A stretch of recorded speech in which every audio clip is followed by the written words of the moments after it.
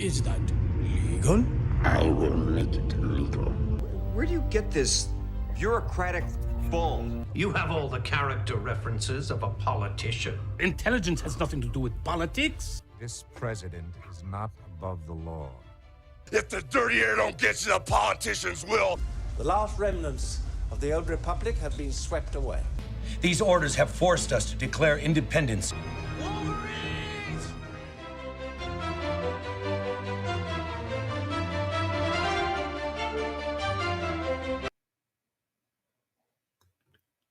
This is Grounds of Expediency Live. I am your host, Tim. I'm the culture war realist. I'm the rational individualist. I'm the no compromise anti-communist. I'm the hierarchy dominator. I cite history with validity. I've got the hot takes for the bot fix, and most importantly, I am never a victim. Share the link on all platforms. Hit the like button, guys. Let's get the chat full. It's Wednesday night, which means it's time for our political stream. At this point, it is a weekly stream. We don't have any plans on changing it anytime soon.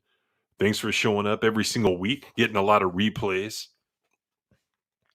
which is awesome. And had a really nice comment a couple of weeks ago that, wow, that was a great conversation, and getting takes that people really don't get anywhere else, because we try to be fair, we try to be honest, and we try to be truthful. And I think we accomplished that. Let's see who we have with us tonight. Showing up first, we got Justin, the Star Wars Marvel purist, using those custom emojis, including the howdy emoji, because guess what, guys? We say howdy here. He's got the USA Crusader and the Grounds of Expediency custom emojis going on. Appreciate that. And I totally agree. Force choke that like button. Jordan Star Wars is in the house. He's got that expanded university custom emoji. Check out my latest video from this morning. Getting pretty good views for a lore video. We do our own lore videos here. We don't have ghost writers, unless you want to call me a ghost, because I write my own shit. Mike Gossius is here saying Laken Riley's murderer was given a life sentence by on her way out Soros prosecutor. She's from Marietta. Remember what they did in 1915 when something similar happened? Yeah, I think we can guess without having any specific knowledge. I think we can guess, Mike. Tehillim29 is here. The nuisance bird in the house saying, caw. Share the link. There's the donation link. Melissa Lord, first ever member Udda channel in the house. Gabriel Knight, super member in the house. The cats and dogs are saved. I think I get it. Okay, you're looking at the comment above you there. I put two and two together. Scourge is in the house.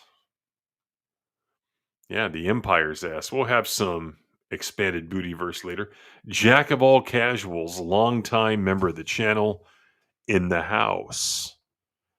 Yeah, guys, share that link out there. Let's get the chat full. As I'm talking here, let me go ahead and get the link out to my streaming partners.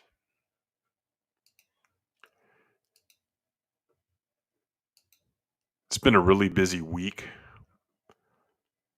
Had the day off on Monday, but I had to catch up Monday night on emails and stuff because I knew I'd be traveling, driving, all that type of stuff all day Tuesday. So then I had to catch up last night because I had been unable to check emails that had come in all day on Tuesday. And then meetings all day Wednesday, which was today. So it's been quite the week. Barely got this stream set up in time. I guess it's a good problem to have. But at the same time, holidays coming, looking forward to that. get some downtime. It's just been a pretty hectic 2 months or so, but things are leveling out. And hopefully it stays that way once they are leveled out. But I appreciate everyone showing up all the time. It really makes it worth it. Appreciate the support, the sharing of the links, uh, donations, all that stuff, memberships. Appreciate you guys so much. Thank you. All right. I didn't even have X opened.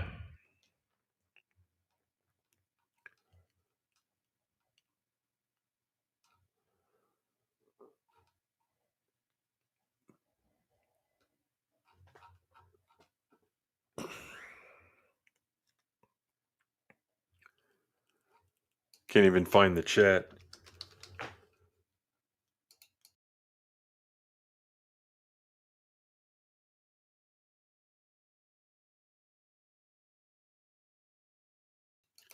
All right.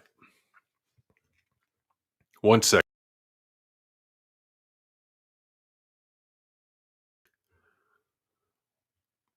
Got the link sent out.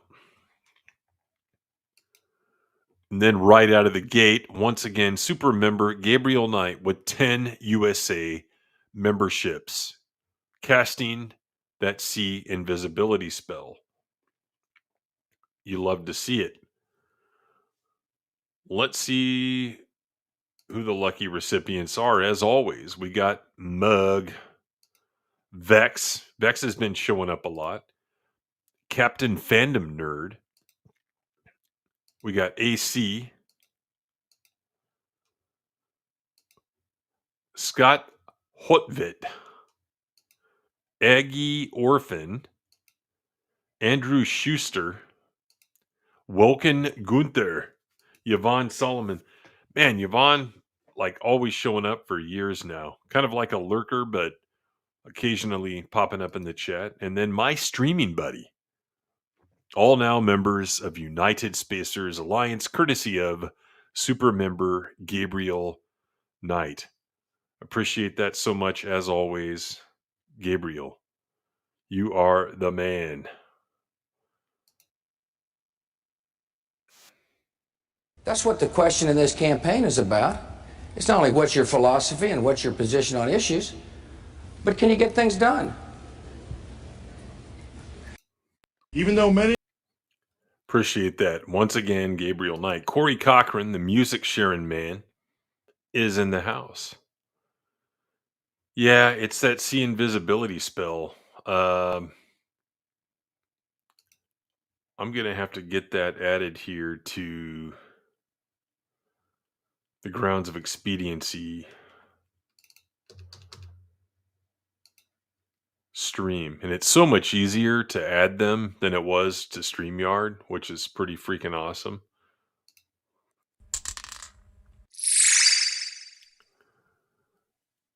I can see you, Kirk.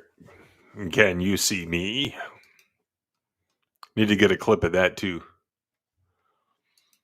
Heck yeah, DX, man. DX.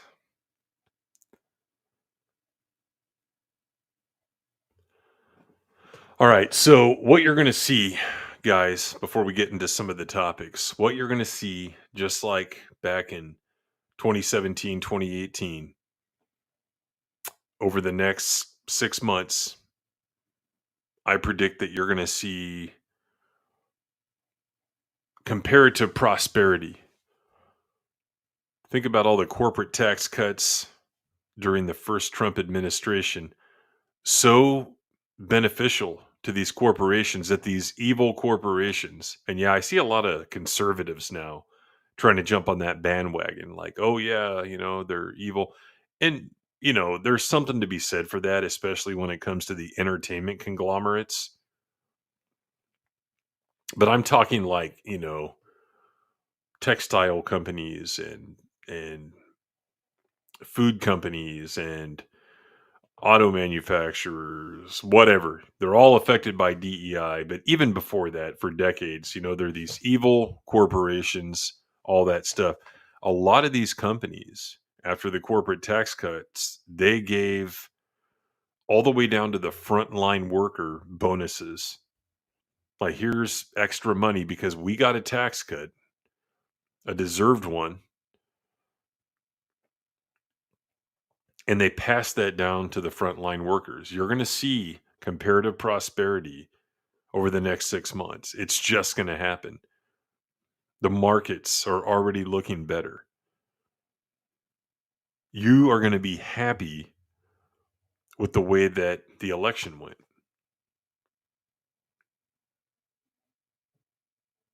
And I don't see how anybody out there, except for the biggest leftist hacks, can say I am unhappy with Congress, the Congress that was elected, and the executive that was elected when we're bringing prosperity and security to everyday citizens, guys. You're going to see it happen. And it's not to say, hey, we're going to have 4 years of a roaring economy, of a booming economy. But look at it now. You have retards out there like whoever runs William Shatner's X account trying to make up lies about economics. If they're not lies, then they're complete misconceptions. It's going to be better. It has to be better. It's already getting better. The food already tastes better. Let's see. Most of the food corporations are like Brondo. That slash on overtime tip tax would certainly be big. Yeah. And think about this, like for people like that are waiting tables and whatever, not the ones that do this. Go. And it's just going to ask you a couple of questions there. No, sorry, I'm not tipping you for ringing me up. Right? Value added services for people that don't make like a living wage. People who get tips by design, food servers in a restaurant, stuff like that. That's going to put money back into their pocket that they rightfully deserve, that they will then spend, right? The more money we have, the more we're going to spend. It's what these people don't get. Oh, yeah, the Turkish wolf is what you're talking about. Yeah, we can make one. We have custom emojis like available that because of all the memberships, I just haven't filled them up yet. So I need to get that done. Welcome to Costco. I love you. Man, remember that Carl's Jr. commercial with like I think Paris Hilton or whoever? Was that Paris Hilton? That was like a pretty hot commercial back in the day. Yeah, plus 1300. I don't know what it is with this, but we'll do it next Wednesday. The real history of French fries at McDonald's. Yeah, I mean, I'm not going to do it. Like, I'm sorry. Like, unless you are a server that makes, $4 an hour below minimum wage because they anticipate tips, then why would I tip you? Like, I don't get tipped at work. Well, if you want to count your bonus or whatever, but like every day, like, oh, you did your job that you're being paid for. Here is a tip. Like, no, I'm not doing that. That's stupid. Yeah, that's exactly it, Mike.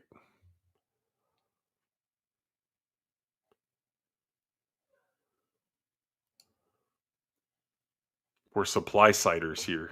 Yeah, it was Paris Hilton. I need to go find that on YouTube after the stream. Yeah, Turkish wolf, right? That's what it is. Yeah, I mean, we can do that easily. Easily.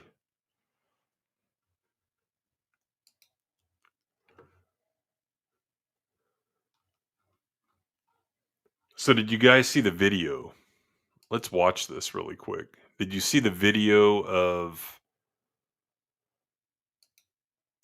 Biden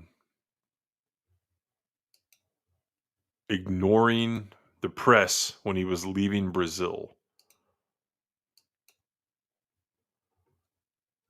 I don't like the way that looks. Let's do it this way.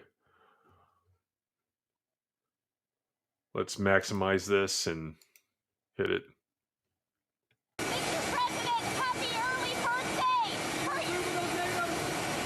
For your birthday, will you talk to us, sir? As a gift to the press, will you please talk to us? Mr. President, President Biden! Please, we haven't heard from you all trip! Mr. President!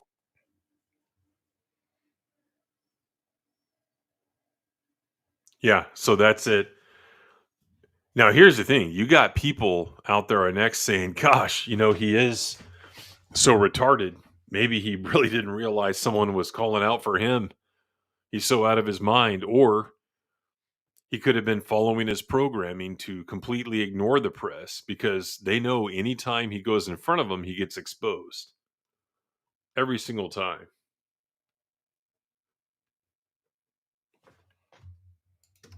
Let me minimize this. And I thought I had this other article open.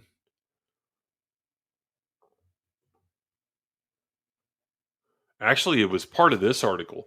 This is how bad it is with him dodging the media. You have the New York Times, of all outlets, calling him out for this shit. The New York Times. Let's read this. For anyone who understands the role of the free press in a democracy, it should be troubling that President Biden has so actively and effectively avoided questions from independent journalists during his term, the New York Times said in a public statement in April. The president occupies the most important office in our nation, and the press plays a vital role in providing insights into his thinking and worldview, allowing the public to access his record and hold him to account. However, in meetings with Vice President Harris and other administration officials, the publisher of the Times focused instead on a higher principle that systematically avoiding interviews and questions from major news organizations doesn't just undermine an important norm, it also establishes a dangerous precedent that future presidents can use to avoid scrutiny and accountability. So I guess they have a point there that if you're Trump or someone else on the other side from Biden, 8 years from now, 12 years from now, you can say, well, gosh, he did set the precedent and I'm not going to answer questions. But maybe that's a hollow threat because I tend to think that people on the opposite side of the political spectrum from Biden are not afraid to answer questions, right? Because they have answers, good answers to the questions being asked. Biden can't answer them because it's obvious he's fucked up in the head. And then second, even if he could, we all know that they're frauds. So he's not able to give the usual spin. And then you have someone like Harris that I still can't believe they rolled out as their candidate. And she was completely unable with the hibbity-jibbity to answer anything coherently and intelligently. So, maybe that's a hollow threat from the Times, but the fact that they're calling him out for not talking, it's like, I almost hear this in this statement from them. I almost hear, hey, Mr. President, we're trying to talk to you so that you can answer us and then we can spin it for you and help you. You know what I mean? That's almost what I read here. It's like, Mr. President, we're on your side and you won't talk to us. Now we're butthurt about it. And you're stupid for not letting us help you spin That's what I'm really reading here. Because does the New York Times actually give a rat's ass about true freedom of the press? Of course they don't.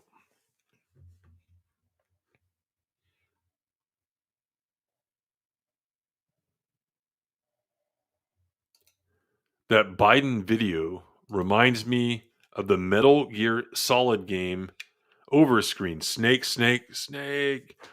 Never played any of the Solid games, heard about them. I think my son might have. But I'm like the old school Metal Gear and Snake's Revenge for NES.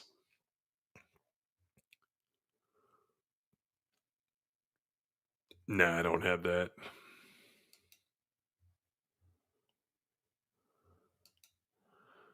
It's believable that he just didn't hear them, or it is believable. Yeah, that's what I'm saying. Either way, it's bad, right? It doesn't really matter. Either way, it's bad. But let's say that's true.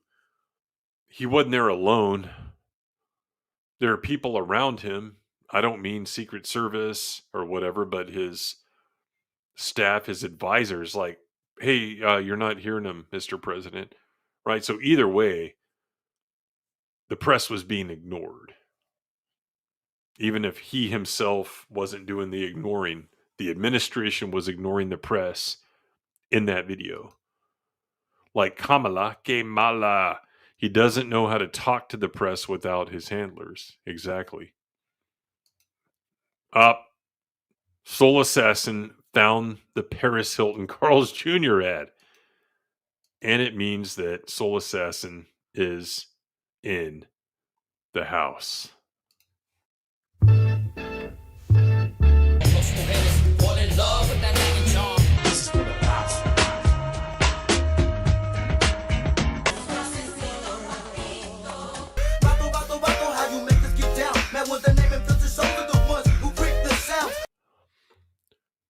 Our mod is in the house. When you see the mainstream media criticize a Democrat, it means they got thrown out. Yep.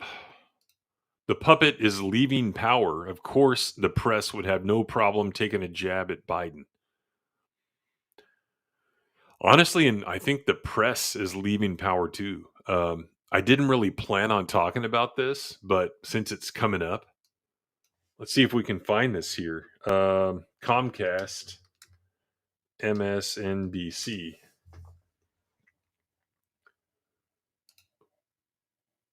NBC News itself reporting this. Comcast announces plan to spin off cable channels, including MSNBC, CNBC, and USA, like USA Network.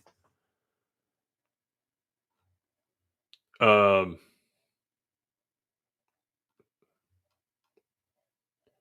in MSNBC, some of the lowest news ratings, some of the lowest cable ratings, television ratings, period, guys. CNN is at an all-time low. And I'm not saying, like Fox News is amazing or anything like that, or even like Newsmax, which has gained some ground over the last couple of years. But it's definitely more entertaining to watch and have people with actual coherent takes than you can get from like someone on MSNBC or CNN. Newspapers. Ask yourself this: would Washington Democracy Dies in Darkness Post be alive if it weren't for their benefactor, Bezos? Would it even be alive, guys? The New York Slimes. Would all these newspapers even be alive if they weren't being propped up? Probably not. Here's one from New York Post. You guys can't see this because I'm I'm sharing a tab so we could have audio on the Biden video. But this is New York Post. MSNBC staffers in a panic as NBC parent Comcast plans to spin off channel and possibly change its name. So this is interesting. MSNBC stars Rachel Maddow, Chris Jansen, and Katie Tour joined a tense 10 a.m. meeting at 30 Rock in Midtown, led by NBC Universal chairman Mark Lazarus, who will lead the new company. Staffers fearing looming layoffs peppered him with questions about if the network will need to change its name, logo, and headquarters after reports surfaced that the new entity would be cut off from the reporting muscle of MS or NBC News. So MSNBC will no longer be part of NBC News. That's pretty big news itself right there. Lazarus told MSNBC staffers that he wasn't sure if the network would have to change its identity. That's typical CEO answer there. He isn't sure. Yeah, he's probably sure. He's probably sure. It's just that nothing's finalized yet. So that's typical CEO talk when they do that. So the lamestream media, as we like to call them, they're on the decline, guys. They're going to have a downfall. It's coming.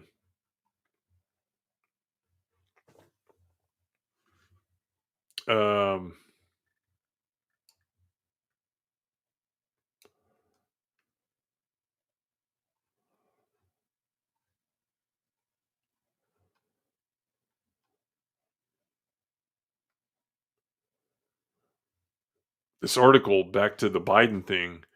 Biden turns 82 on Wednesday and will finish office as the oldest person to serve as president in American history until Trump assumes office and serves for 4 more years.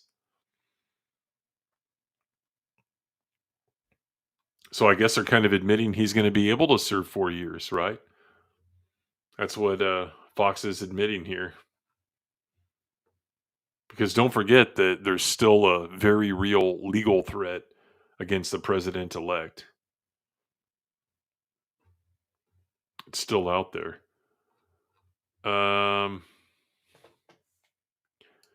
TDS is no longer profitable. No, it isn't. Washington Compost got successfully sued for defaming Nick Sandman, the Covington kid. Yeah, that was awesome. The Smirk, right? Nick the Smirk Sandman. You even have the Washington Post trying to play the middle ground now after years of appealing to the left. Yeah, but it's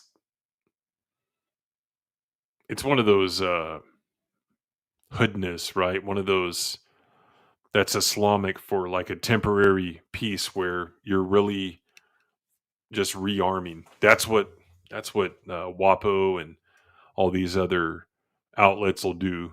They'll play middle ground, and then when they're able to again, they will go back to their old tactics. It's kind of like grifters on YouTube too, right?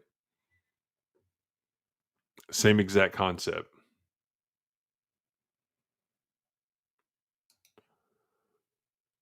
Mike says, what's also great is all the Democrat shills the algorithm shoves in my face, like David Pakman, Brian Tyler Cohen, and Midas Touch, losing subs and paid members over them lying.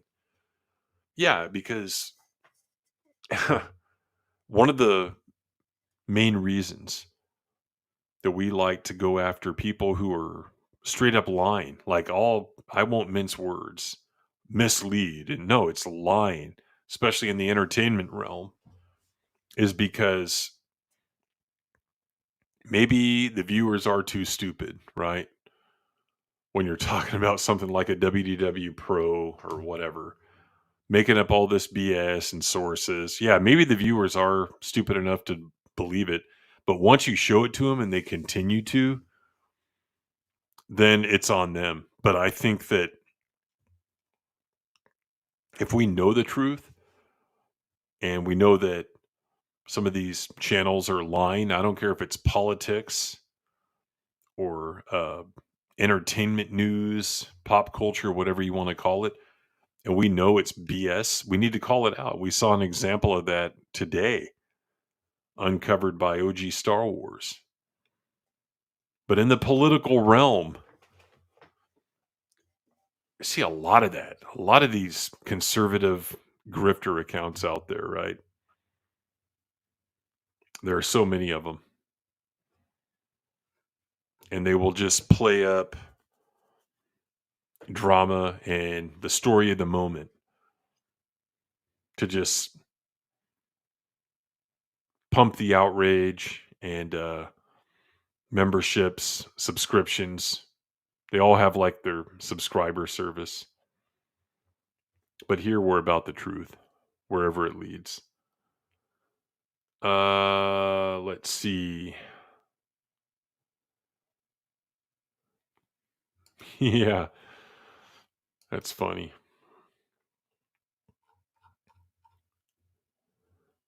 Yeah, the smirk heard round the world. Love that. Justin's back in the house, back in the chat. RK was calling it out today about recycled Rachel Ziegler news that our side was using. Mm-hmm. I don't know what happens, but it happened with Amanda Stenberg about 2-3 months ago. Like, hey, something she said 5 years ago, and it's like, guys, like, I made a video in December of 2021, I think it was, where there was video of her from many years before. She was like still in her teens or whatever. And it was in my opinion, a racist statement. And I just exposed her in this video. Like, the history was out there.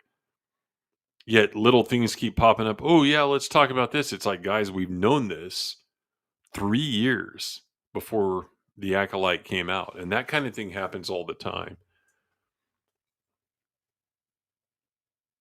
It's slow news day, so someone out there brings it up and no one traces it to the source, so they think it's new news.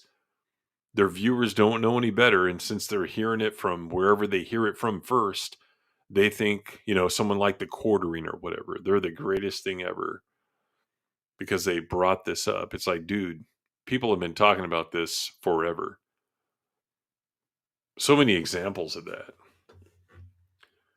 Yeah, cough, future ruler of Earth, cough, cough. Exactly.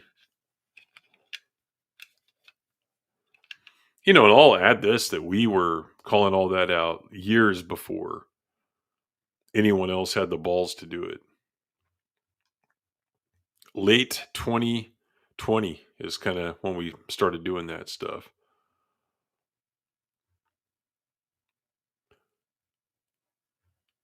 All right, let me stop sharing here.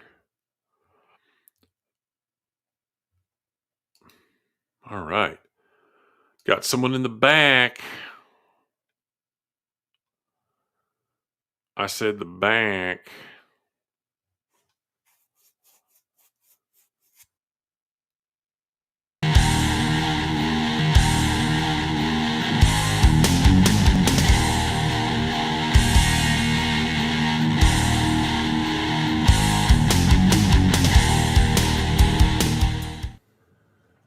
From Sydney, Australia, weighing in at 176 pounds, here is Liquid Blake.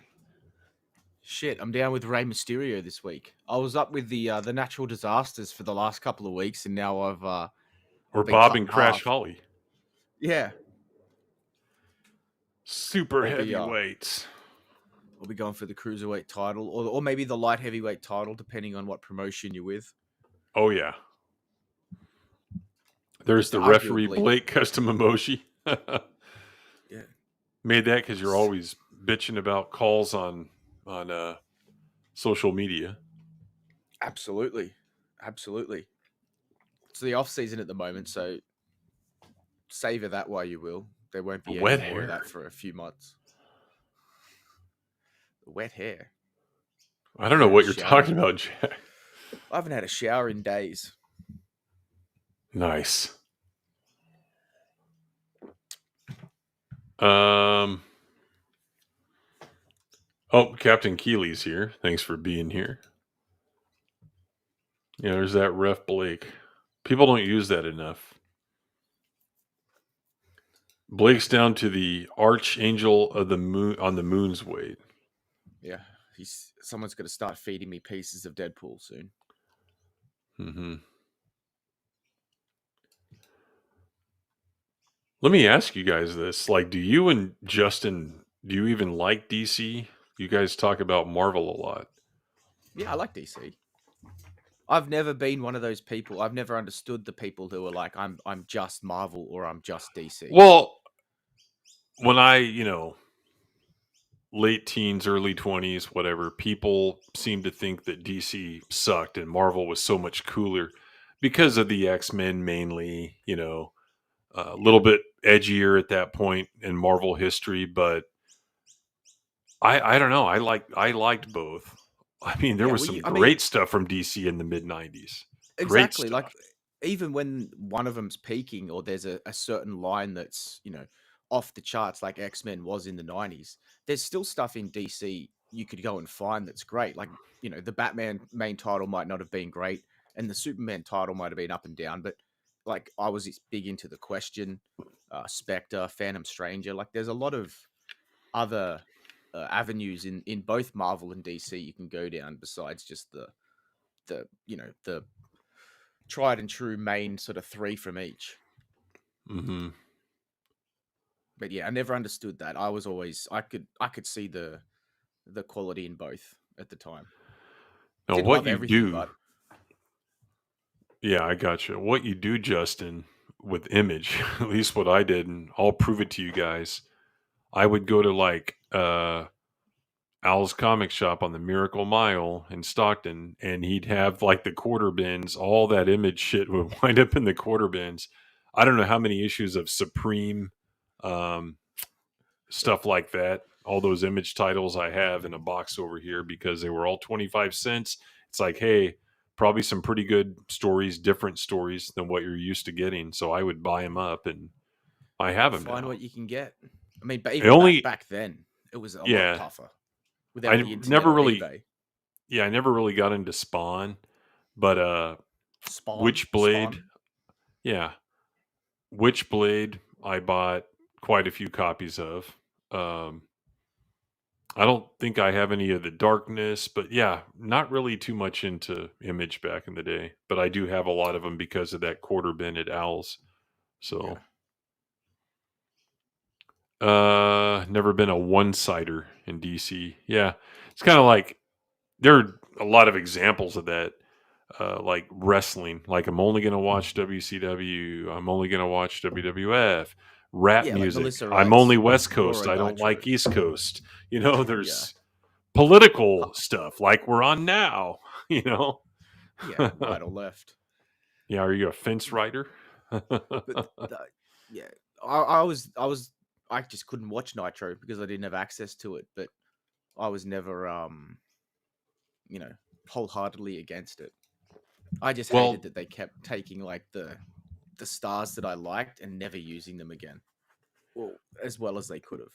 oh yeah, one of my favorites of all time, Leap and Lanny Poffo. People don't know, but he was contracted to WCW, but he never wrestled a match. They just never used him.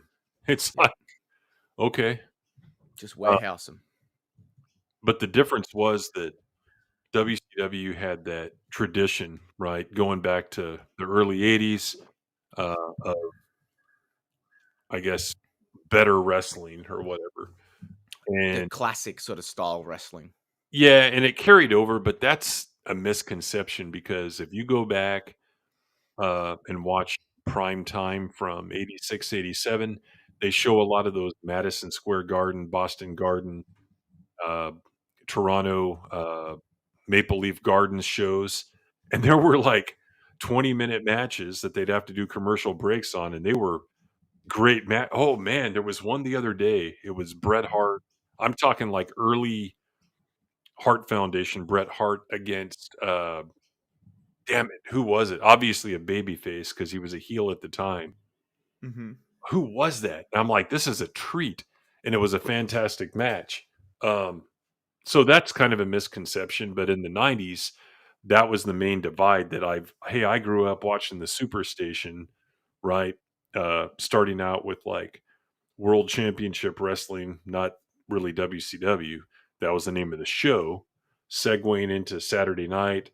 That's, what I'm used to versus the people that grew up on the national scale of, hey, this is WWF.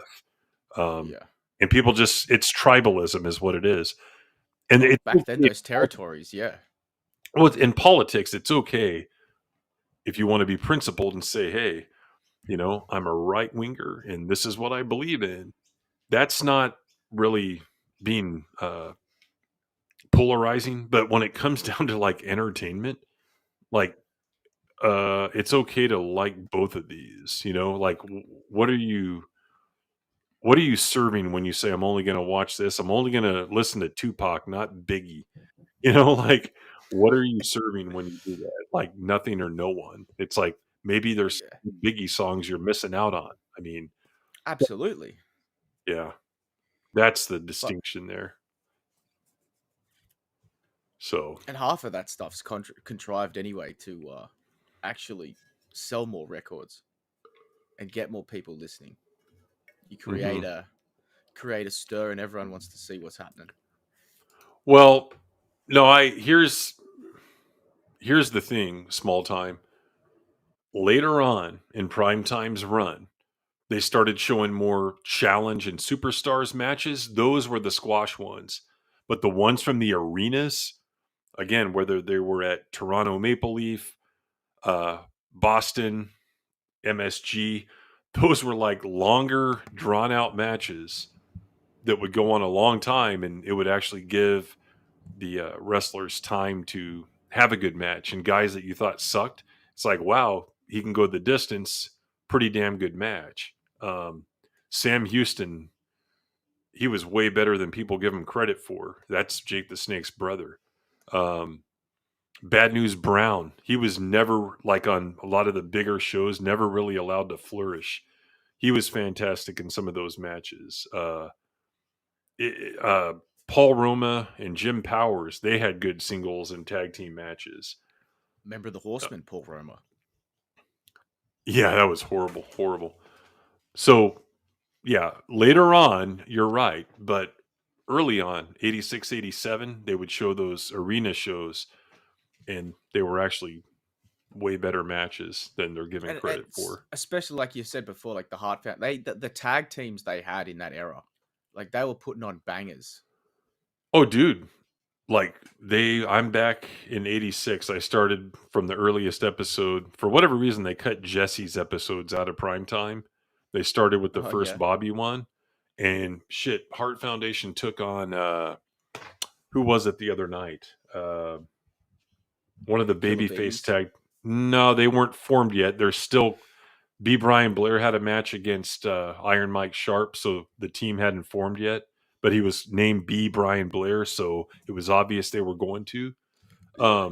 I can't think of who it was, but it was a damn good match. Then you had Was it the Steiners? Demolition come in. No, they didn't come No. until the early '90s. So we need to get Rick. Yeah, Rick. We need to get Rick and Scott on the show. Oh yeah. On this show, on grounds of expediency. Forget Ring into Focus. They could talk politics with us. I was watching that Survivor Series. I was watching a match from Survivor Series the other day. It was the Internationals versus the Americans. It was like Lex and the Steiners and Undertaker versus Yokozuna, Crush, and one of the Mounties and someone else. Who was it? Some fucking Polish dude, I think, or Swedish. This guy, Ivan Putski? Yeah, Putski. Might have been, yeah. And you know what his finishing move was, right? Not. The Polish Hammer. right to the heart. Anyway, finish your story.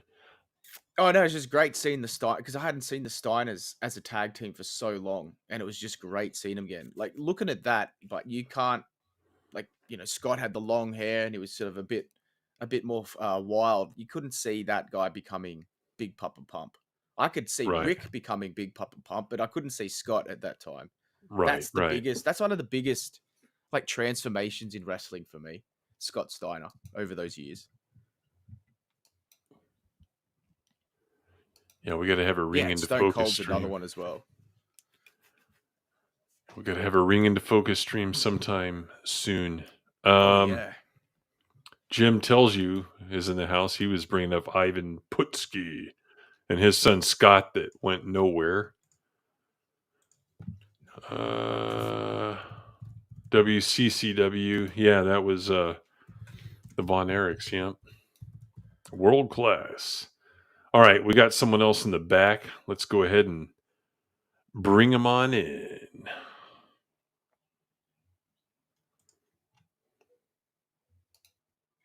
We don't serve their kind here.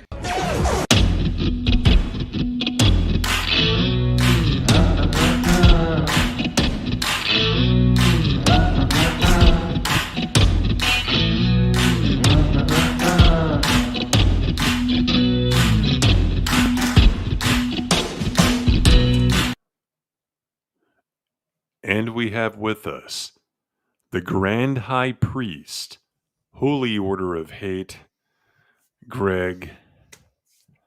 That's me. Hater of all. And he still doesn't have the clip ready. I keep forgetting. And then I'm rushing home to get here to the stream, and then obviously I don't have time. It's true. So, is this a wrestling or Grounds for Expediency stream? I'm a little confused. Yeah, it's a wrestling one. And I remember the name. It was Ludwig Borger. Oh, yeah, that guy was horrible. Yeah. Yeah, I think he was only there for a year or so. Yeah.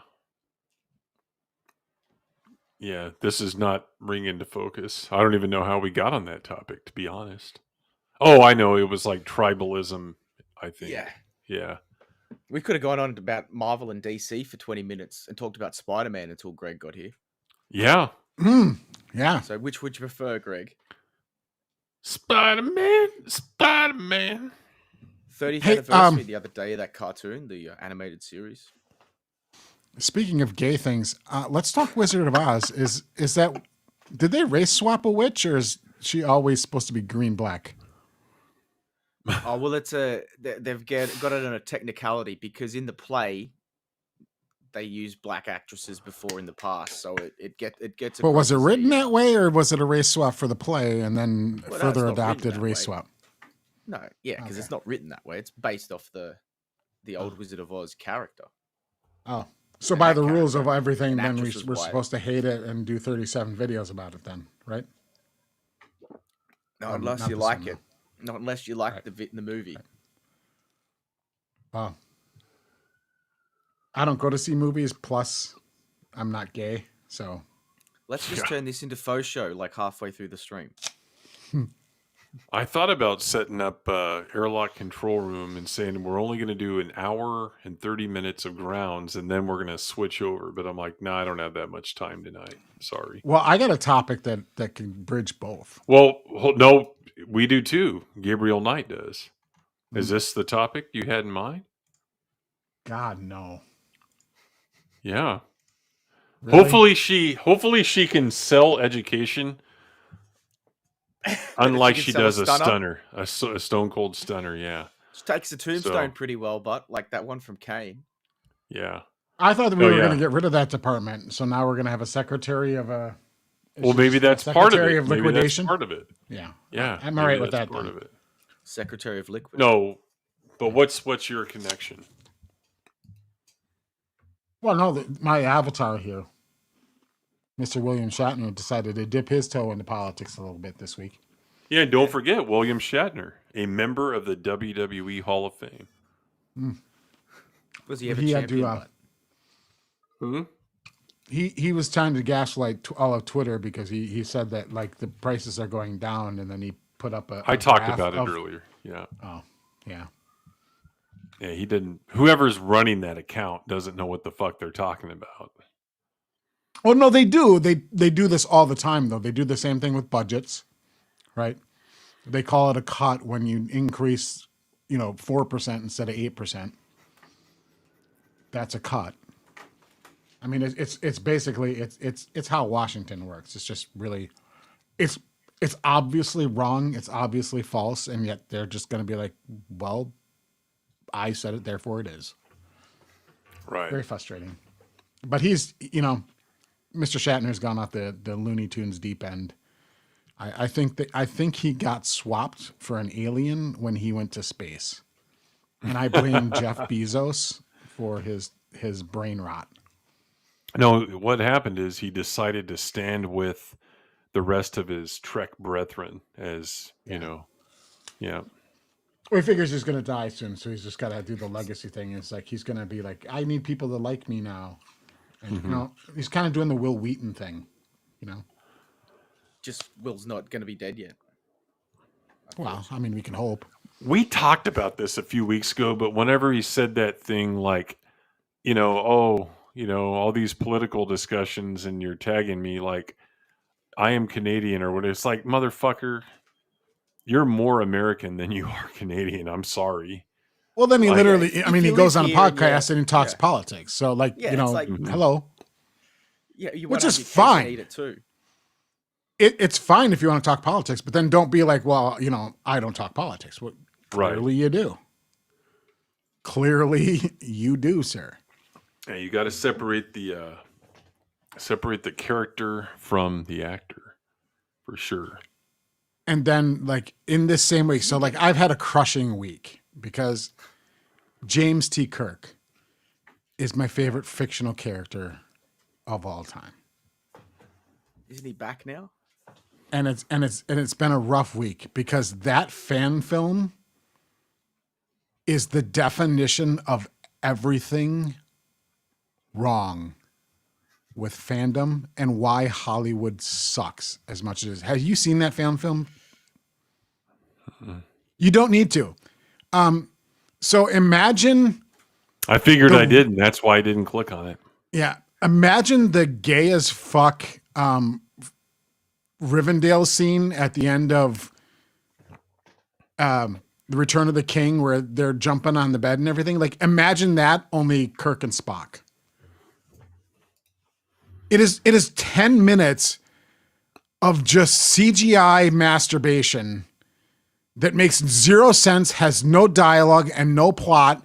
And then he goes to Spock, who's laying down on his deathbed, I presume, and then he holds his hand like they've been long separated lovers. Not through the glass. It is the worst thing I've ever seen in all of Star Trek. And let me guess, it's getting praised.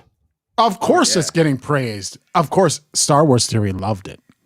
Is it getting praised by our side? I didn't notice. I'm sure it is. It has no plot. There's zero purpose to the thing. It is exactly what Hollywood is. More of the stuff with zero purpose and zero story. Just put the shit on the screen. Get Leonard Nimoy's corpse, dig it up, put it on screen. Have him do nothing other than smile there and look longingly at Kirk. You know what was probably Fuck, I hate that shit. I hate that shit so much. You know what was probably better that achieved the same goal is the 9 Inch Nails Kirk and Spock video. I'm sure you've seen that. I don't recall though. You serious? I'll look it up. Yeah, it's kind of gross. I mean, there's no then I don't want to see it. Well, hold on. There's no like new footage. It's all footage from episodes, but it's just the way that they stitch it together. That there's it's literally it's a shipping. That's what I'm saying. It's fucking slash shipping. fic. Yeah. Slash fic. Doomcock loved it. Of course he Oh, did. And really? see that- Are you serious? Of course he Yes, did. and I know that because fucking Jim Satala reposted it. Gross, I wanna Jim. see that. Shame Satala. on you. Shame I don't wanna see on that you, shit, Jim. It's the dumbest thing. It literally, well, of course. I mean, he clapped and like cried and jerked off for like the 48 hours after fucking Luke came back in chapter 16 of Mando. Well, but that is exactly what is wrong with everything. Just more. Give us more. It has no foundation, no purpose, makes no sense. Just more. Put it on the screen. Well, let me ask you. I'll need to make another meme. More Star Trek. It's more gay. That fan film is infinitely more gay than anything Kurtzman's put out. Yeah, but let me ask you this: in Doomcock's praising of it, was it just, hey, look, this is what fan films can do, or did he spin it in a way that says, hey, there's hope here for Star Trek in general? Do you guys know? I'll find the tweet. Yeah, find the tweet. I'm sure he's a sentimental because it's just like, oh, here's the bunch of Kirks. Uh-huh. And it's like, it's just CBI fucking jerk offs. Like, that's not Kirk. He's not the captain. He's not doing anything other than walking around looking confused and bewildered. Biden, yeah. And then, he goes and grabs Spock's hand, I presume, like after the end credits, which are excessively long for a fan film. He probably, put his hand on his crotch. Right. It's the reason just I ask, garbage. I hate it. Did you find it yet, Blake? No, Jim tweets like every fucking 11 seconds. Yeah, I know. I Shit's on had to a turn off Doomcock. notifications Doomcock from doesn't see Jim. It's I like, didn't Jim, actually calm have down, to buddy. type it in, but that's the problem. Well, the reason is because I have a new thing now.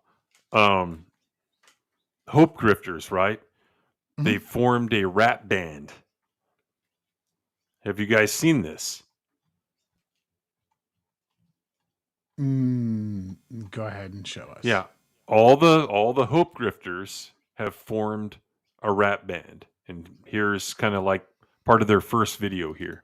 Yeah, and people out there not hip to the fact, if you see somebody getting money for being a hack, he's a hope man, hope man. Hey man, give me a hit. Hope man, hope man. Yo man, fuck that shit. Hope man. We just can't quit. Hope man, hope man. Well, suck this, bitch. Yeah, they're the Hope Man. What you know about the Hope Man?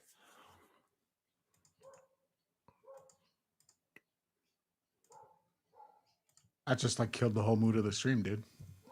Like we're sitting here in silence. We're stunned into silence. We're like, we don't know. I don't know how to react to that.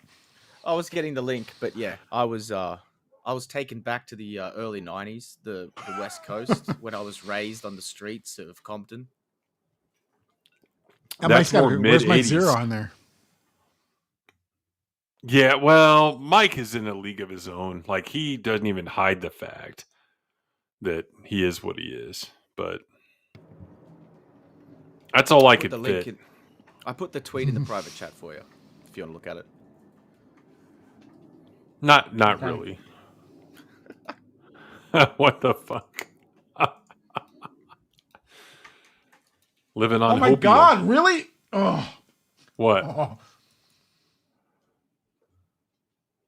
Well, let's pull it up here. You'll want to see it, Tim. It'll get the heart pumping. Yeah, I just got to make sure none of the other shit is shown here before I share my Twitter.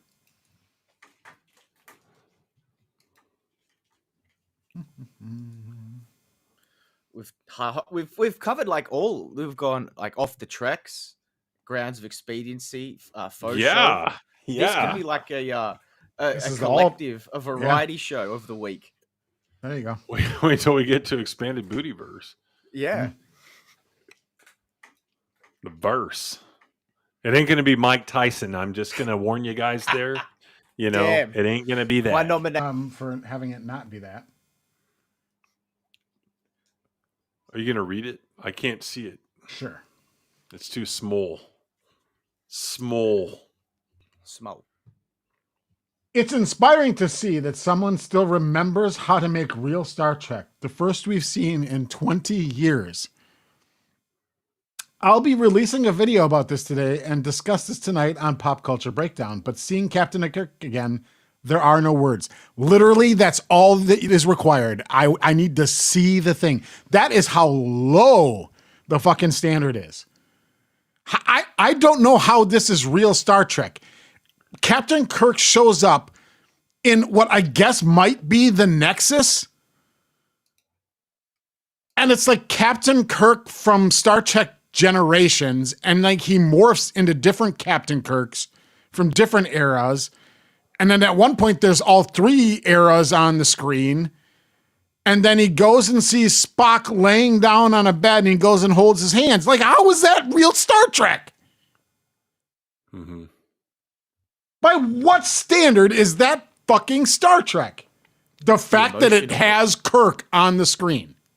It's the emotion, it's the feeling, it's the essence, Greg. But there's nothing behind it. It's just literally he's there. Like, the only dialogue in the whole fucking thing is stolen audio from the movies.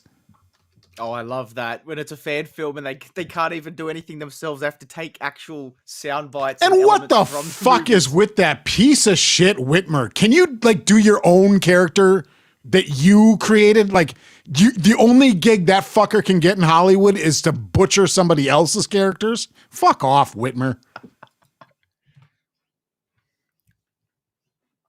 He's friends with Will Wheaton, isn't he? Probably. I think they are. Like, play your own character. Develop your own fucking character. Well, you can't, because you can't. The only thing you can do is impersonations. Bad ones. You didn't even do any dialogue.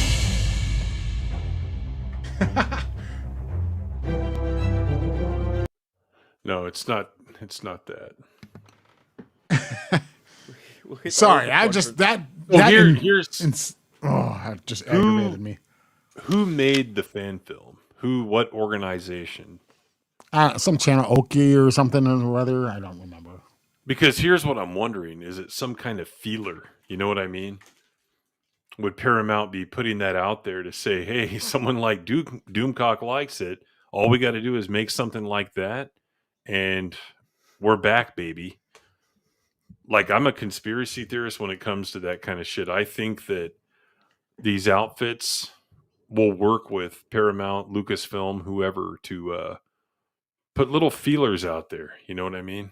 Little trial balloons. Test the water. Yeah. Uh-huh. Test the water. Why not? See what the temperature is. See what. Because to make stuff like that, like, they got to get a budget from somewhere. So how else would they get it if it's not like an Indiegogo type thing or whatever? Yeah, because as soon as you start looking for outside funding, So what's the show pitch? You're into legal problems. Fever dream Captain Kirk in the Nexus imagining a bunch of bullshit. Yeah. That's the synopsis. I mean, and that's the point that you're going to continue the legend of Captain Kirk, the fucking movie that killed him stupidly twice.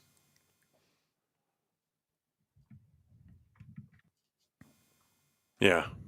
Not once, twice.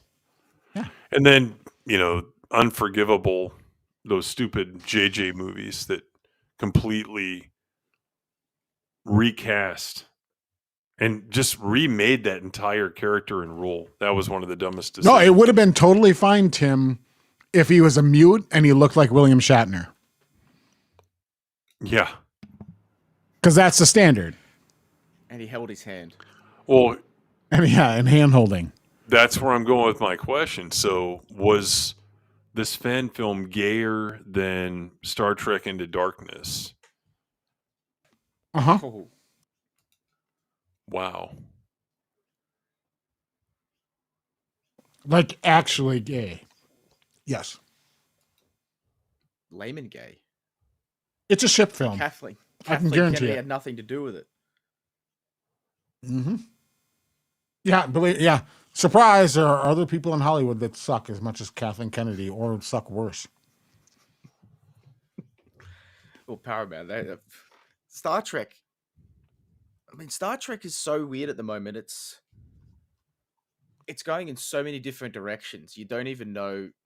Like, I was never a Star Trek fan, but I wouldn't even know what is connected to what right now. Like what's meant to be connected to the past, what's meant to be just on its own. Like I wouldn't have a clue. We know one of the greatest ways to confuse your fan bases is to add a bunch of shows and movies that take place in between all the other shit. Yeah. I mean, that's just a really great way to fuck up all your timelines and continuity. Yeah. Or you could see it on the big screen with like X-Men. Like they just picked and choose where they were going to tell their story, and you couldn't tell what the fuck was happening by the end of it. I just don't understand. It's like, congratulations, you did something technological with CGI and some software that you didn't write. Right. I'm not impressed. And then okay, so you're gonna dig up Leonard Nimoy's corpse to put on there, but like not Kirstie Alley's. No, you got like the Star Trek 3 actress to like, again, not even say any words, just show up there and just kind of smile weirdly. It's just, I don't know. That's good though, I guess. Yay. That's the Star Trek that Doomcock deserves.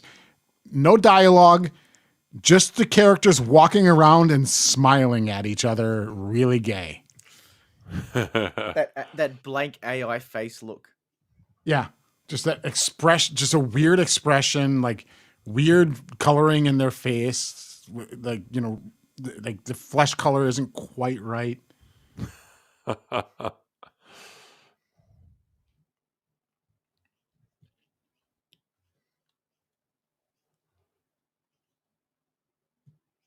Yep. Oh, that's a good point, Mike. She does have the wrong politics. She was a Trumper. That's true.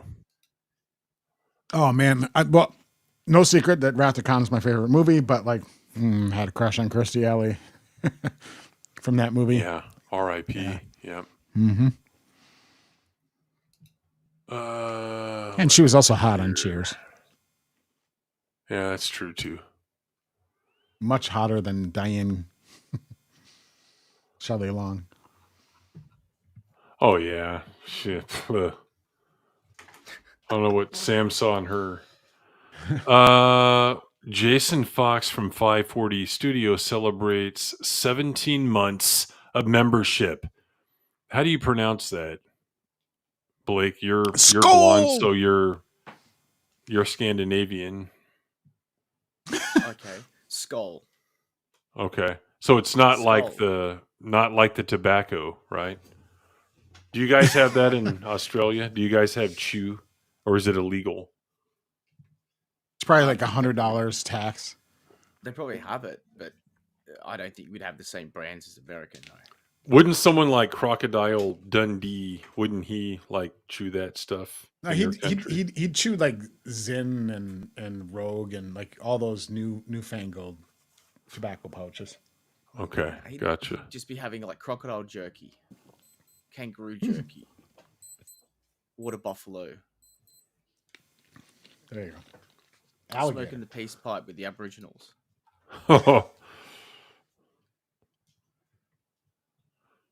Adam's Den in the house. Thanks for being here. It means cheers. Okay. Yeah. Is that what you're asking? I thought you were just asking how to pronounce it. I didn't know what it meant either. Oh no, I did not know that. Ed, did you know that? Yeah, it means like when in Australia, like you finish your drink in one go, so you just down your drink in one. Gotcha. I'm going to be doing that Friday after this fucking week I'm having. Shit. Man. It's the only way to go. So it's the only way to do the warm-up beer. Mm-hmm. Straight down. Before we get into this other pretty heavy topic, to be quite honest, I think we should go ahead and have some fun really quick. So you guys ready for fake news? Sure. I hear it always.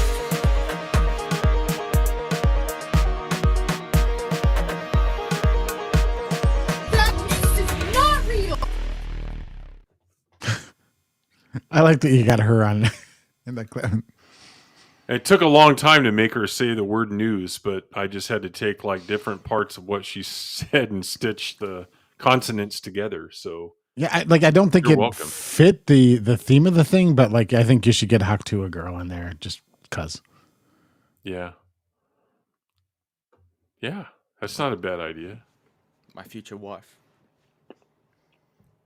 Get her She's to actually vote pretty Trump. funny. Like there's shorts of her like probably because I collect a couple of them. I just are constantly in my feed, but she's got a quirky sense of humor. That young lady.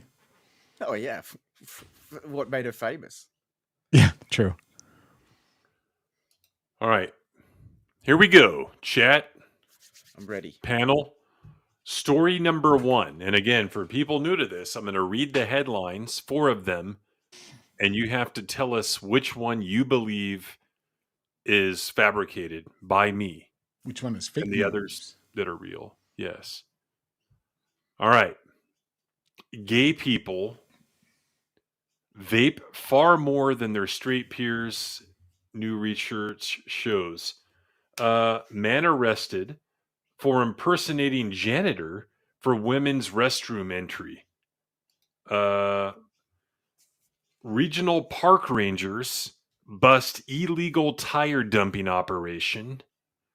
And lastly, couple facing robbery charge over fruit.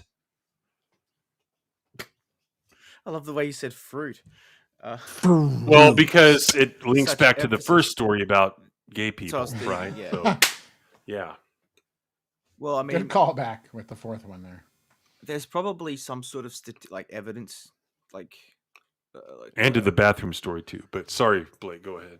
there's probably some sort of statistical chain you could find where gay people vape because it might be some sort of phallic, like sort of oral fixation thing. But so I somehow think that's the fake one. I don't know. Vaping is pretty damn gay. That's why I think it's fake. Douche 'cause Tim flute hates is it. what they call them, 'Cause right? Yeah. That's why, because Tim hates it. That's why I think it's fake. I'm gonna. Or was that one guy that was always streaming with Dave and Jim? I'm not hopping on the stream if that guy's on. I'm gonna say we all know who it's you mean. man arrested for impersonating janitor because if somebody stopped him in the ladies, he could just say, "Well, like I'm a chick." Do you know what I mean? So I'm a witch. The I'm a witch. regional, This is my the broom. park rangers for tire dumping, that probably happens all the time. Fruit robbers, sure. Why not? Okay. So I'm gonna go what with is your number answer two. then? Which one Number is two- fake? Number 2, man arrested for impersonating janitor. Okay, Blake. Number 1. The douche Gay flute. vapor. Okay. Let's see what the chat's saying here. Let me go to the comments. Mike says 1 is too believable. Okay, then what's your answer? 2 is real, Mike says. Okay. 2 is real. 2 is fake. Jack agrees with Greg. What was 3 and 4? Goodness gracious. 3 and 4, I'll read them again. Regional park rangers bust illegal tire dumping operation, and then couple facing robbery charge over fruit. Let's see. Number 2 is fake. Adam's Den. No, 2. Jack, you already said 2. At least you're Although I could consistent. see 3 being an episode of Parks and Rec that you're just turned into a headline. So Yeah, I can see that's 3 true. being Tim himself, like they're investigating Tim for dumping tires. Well, I did dump some tires on Friday. So literally 4 is fake. So the fruit robbery is what Fruit. Gabriel's saying. Fruit.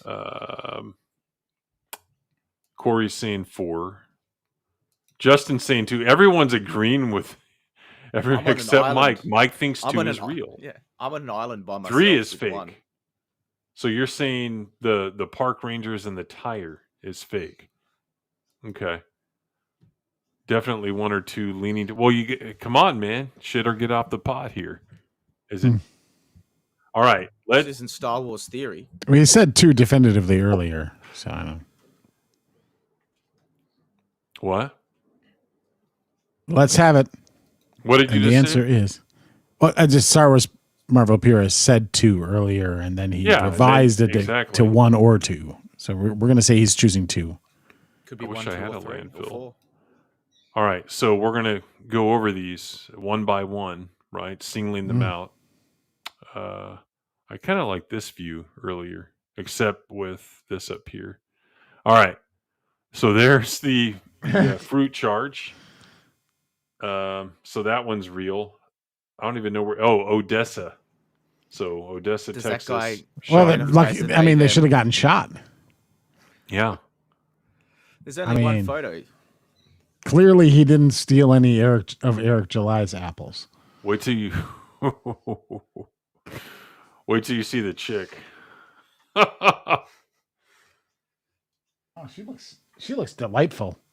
Yeah, it looks like. Never mind. I won't even say it. All right, let's skip around here. Look at this. Pink news from a gay source.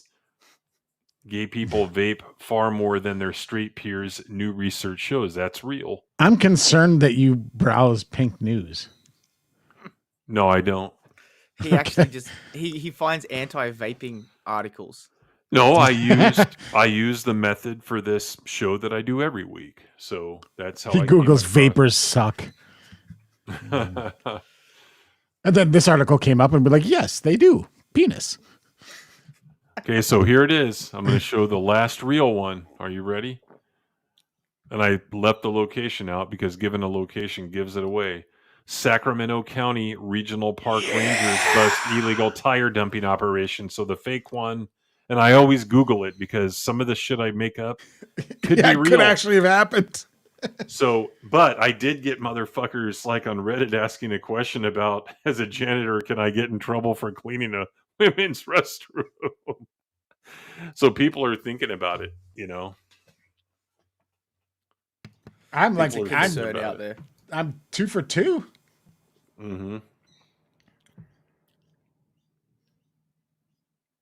It's scientifically factual. Vaping is gay. I hate getting behind a car and it's usually somebody driving like shit, and then suddenly this cloud will go whoa, like out of their window and shit. I'm like, That doesn't bother me at all. I want to run you off the active road. vaping doesn't bother me at all. It's the behavior of the people that tend to do it. That, like, it's not the vaping itself. It's the people that do it. And I guess I'm just homophobic. 'Cause they're gay. Mm-hmm. Yeah, well, that was a good one. And I put that one together in about 5 minutes before I went live because I'm like, oh, I'm running behind here. I got to get this done. Hey, maybe that trainee congressman from like Delaware or wherever is going to try and be the janitor since they're going to ban him from the bathrooms. Jeez. Let's talk about this. Which is absolutely brilliant, like strategy politically. It'd be like, oh, you put your first they them thing in Congress. Well, we're going to ban them from the bathrooms. Go ahead and vote against it.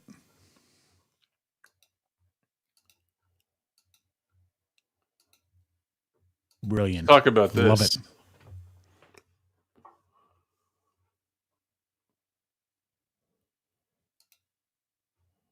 Wow, Admiral Screed. Vaping has the same fan base as Deadpool and Rick and Morty. Fact check true.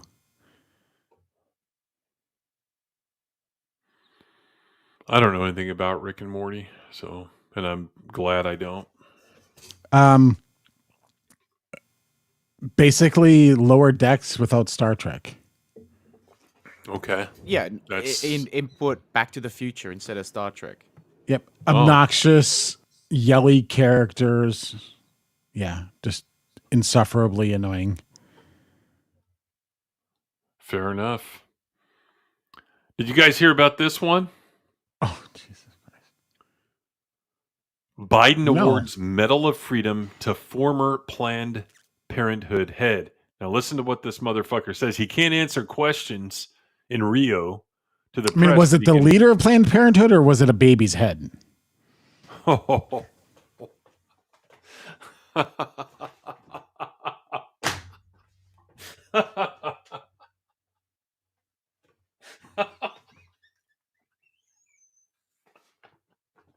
Because I can see Biden doing that, you know.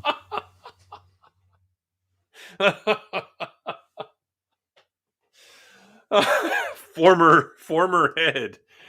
Oh my gosh. Listen to what this motherfucker says though. She has carved an inspiring legacy. Carved, yep. Tell me that wasn't tell me that wasn't a zinger right there, right? No, not Margaret Sanger. Her name is Cecily Richards. That'd be great. Give Sanger like an uber racist segregationist. Oh yeah. Give her the big Medal time. of Freedom. She the, has the whole carved... the whole point of Planned Parenthood was to get black people to stop having babies. Oh yeah. Yeah. She has carved an inspiring legacy that endures in her incredible family, the countless lives she has made better, and a nation seeking the light of equality, justice, and freedom. Today, I had the honor of awarding Cecily Richards the Presidential Medal of Freedom. With absolute courage, she fearlessly leads us forward to be the America we say we are, a nation of freedom. Through her work to lift up the dignity of workers, defend and advance women's reproductive rights and equality, and mobilize Americans to exercise their power to vote, she has carved an inspiring legacy. So he says that twice. Yeah, it makes me want to get out the forceps and crack her head. I'm inspired. Yeah, I mean, I don't understand like the concept of awarding a presidential Medal of Freedom to a murderer. I just don't understand it. Putting aside the whole murder thing, which is a pretty big aside, but like, in what way was she courageous and fearless? There's like, they arrest you for protesting and like just protesting outside of an abortion clinic. Like, she's never in any danger. Mm-mm. And she has extra protections according to the law in her workplace. Like, in what way is what she like? How was it courageous? Like, what risk did she take? Right. I mean, I'm sorry, that's just not. There's no. She risked nothing. I don't know how you demonstrate courage when you risk nothing. Good day, sir. You get nothing. Yes. You know, she wasn't risking her career or anything. She couldn't be canceled. In fact, she's getting a Presidential Medal of Freedom, right? So what did she risk? Well, yeah, and she'll be part of lobbyist organizations for the, like, you know, and given, you know, she'll be given an honorary doctorate to some, you know, Stanford or some other school, and she'll be made like a tenured professor after teaching no classes. Like, her future is quite solid. Well, this is interesting. She is the daughter of Ann Richards, the first woman to be elected governor of Texas and who served from 1991 to 1995. Okay, let's check that out. Ma Richards was a horrible governor. Let's see. There she is. Jeez.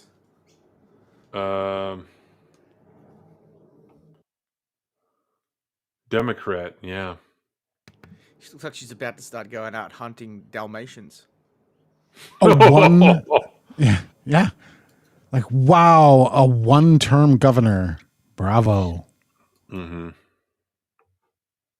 She'll be giving TED Talks for the Dallas. Mm. But let's see this here. Let's see. 2019, she co-founded a new political action group, Supermajority. That's definitely not what they had. Don't skip over that name. We need to scroll back up. We need to read that name. Alicia Garza and Ajen Poo. Asian Poo. There she is, Asian Poo. Tell me that's not like code for some kind of like porn site or something. Does she have a glasses tattoo?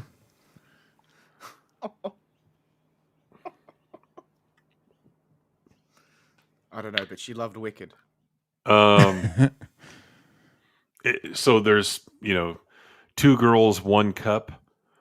Is it hold on, is it two girls, one Q box? Oh. I don't know. I'm sorry, that name just popped out to me. I'm like, is your name Pooh? Look, it's right here, the pronunciation. So it's help. Chinese. It's not a dish. It's not your favorite dish, guys. They need to do a sequel to 16 Candles, and that needs to be Long Duck Dong's wife. Long Duck and Asian Poo. Sounds like a good time to me.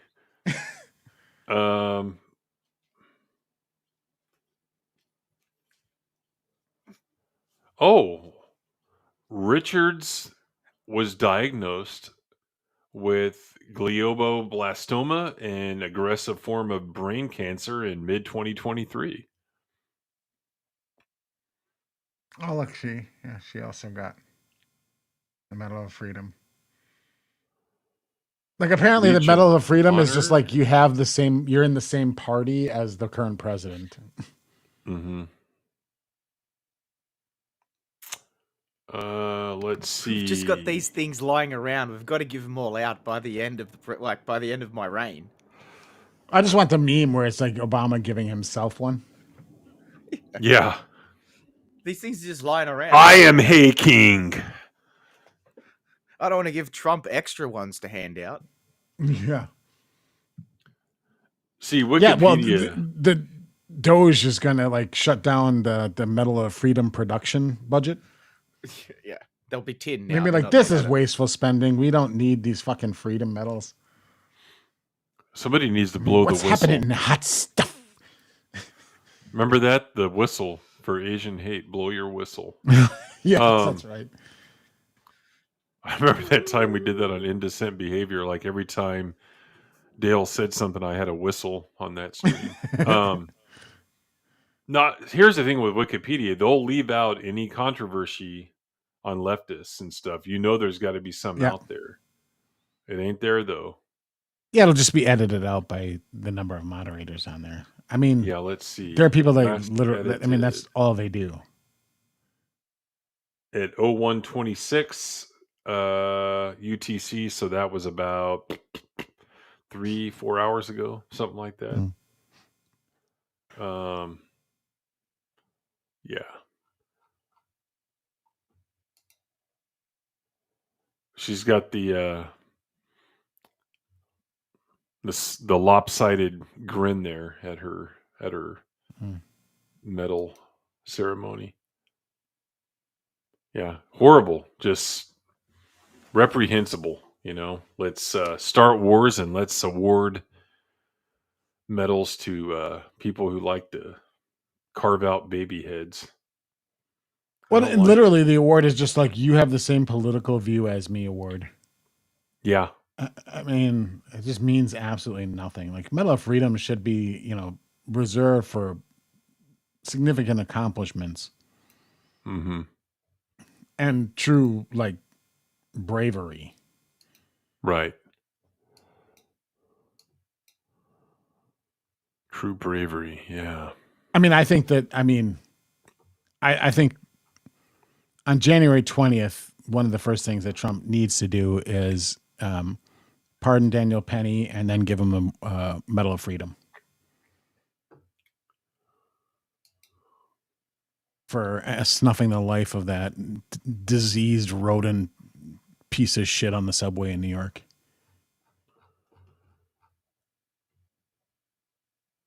Oh yeah, I remember that. He's still like, yeah, he's like, his court case I think is still going right now. I like the fact that they're even fucking charged him is just outrageous.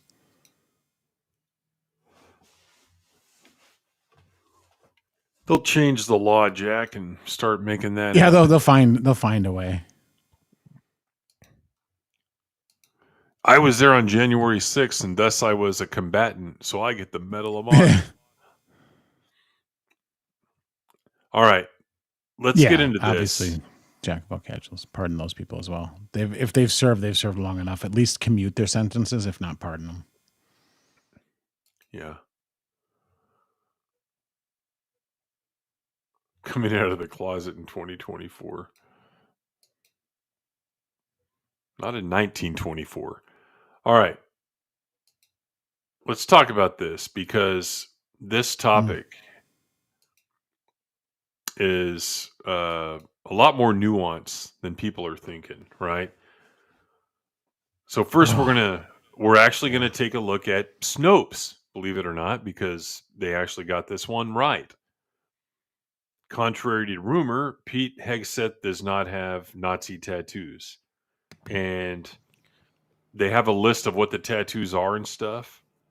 But let's look at the key points. Social media posts alleged that Pete Hegseth, U.S. President-elect Donald Trump's nominee for defense secretary, wears white supremacist, Christian nationalist, or Nazi tattoos.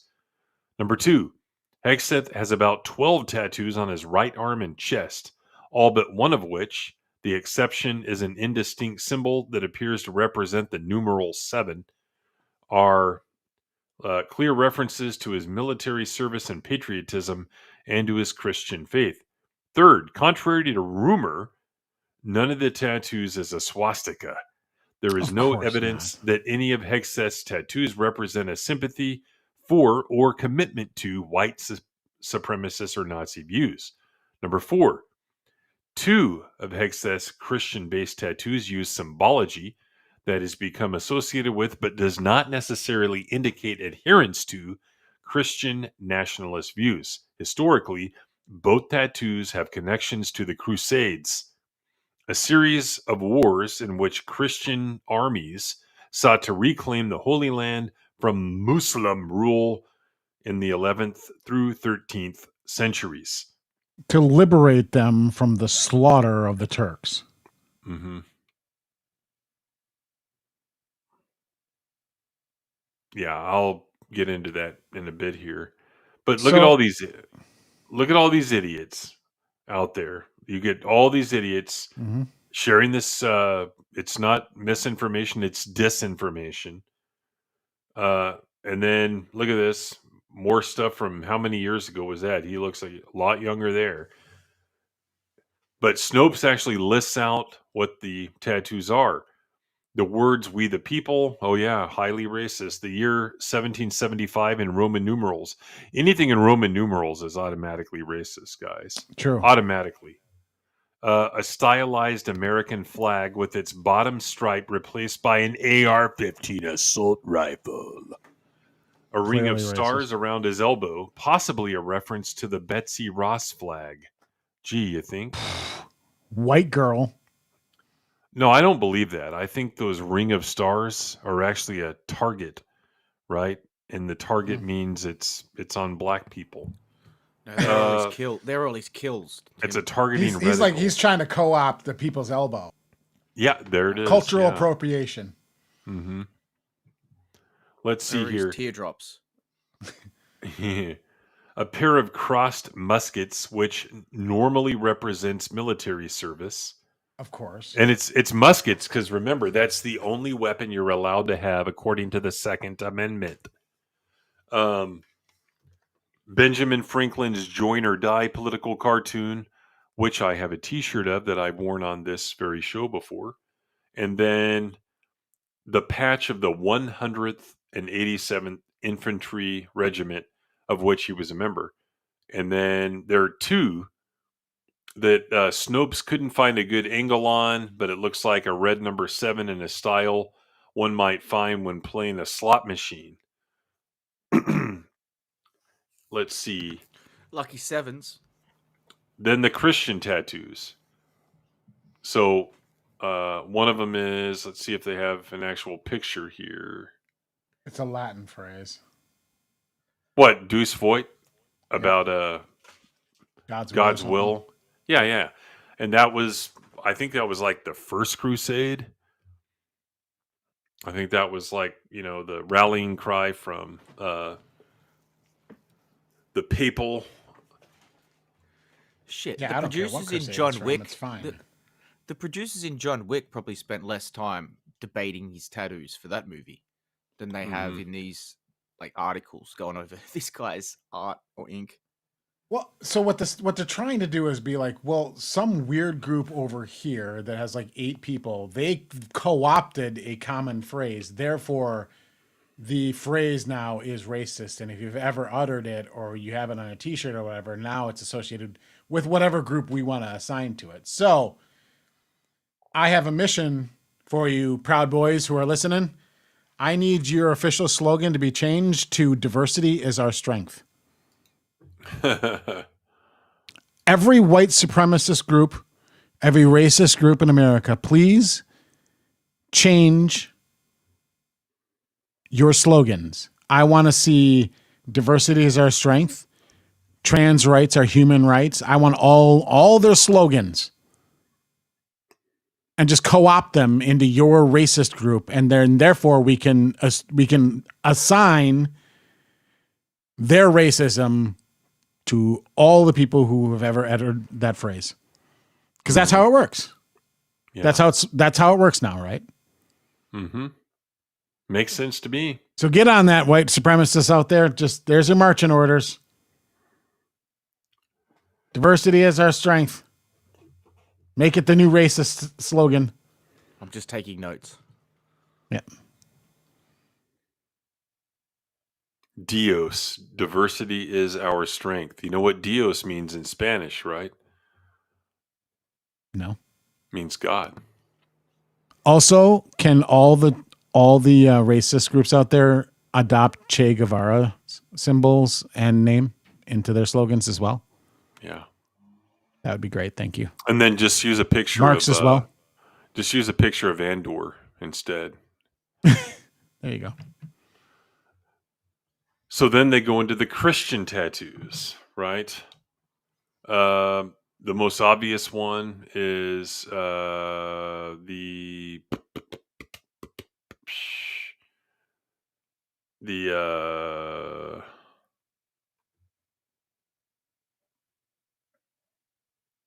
golly.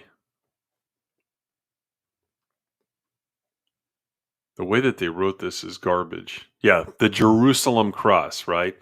The one that has the 4 quadrants and then 4 smaller versions of the cross in each quadrant. That one, idiot out there on X actually said, "Oh, this is a swastika." Are we looking at the same picture? Like, are you stupid?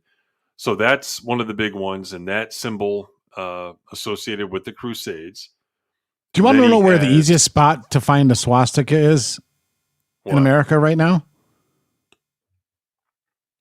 At a march for Palestine. Oh yeah. Yeah, they're admire everywhere. That stuff. Yeah. I thought you were going to say at NASA or something. They love Mein Kampf. So the other ones he has,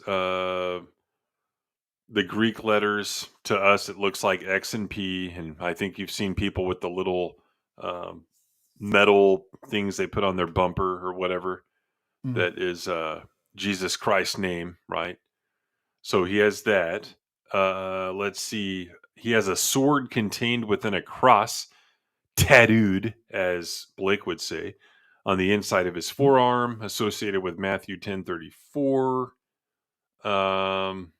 And then he has Yeshua Jesus in Hebrew. Let me see what else. And then, of course, God wills it in Latin, right? And that is associated with the First Crusade here, according to Snopes. So none of this provably racist at all. At the very most, you could say that maybe that and the cross has been co-opted by some white nationalist groups, right? But it doesn't mean that those symbols are exclusive to those groups, obviously, because they have a history. Yeah, their behavior doesn't get to like ban words from or Right. phrases from Right. the historical record. And that's the point I made about like, hey, then these white supremacist groups ought to do the leftist slogans. Well, and not only that, but like remember that stupid march, and they all have those $4 tiki torches, right? Yeah. Does that mean if I go to the islands, and like a Samoan or a Hawaiian is hosting like a pig roast or whatever, and they have those, that they are white supremacists at that point? Is that what does that mean that, guys? That's the question I have. When you co-opt something, it doesn't mean that symbol is now controlled by you and owned by you. It just means you're an idiot exactly. that co-opted something. Well, yeah, because how far does it go? Because we've got a problem with that here. Like, the quote, I'm pretty sure it's attributed to the Bible, my brother's keeper. Yeah, there's a Cain and Abel.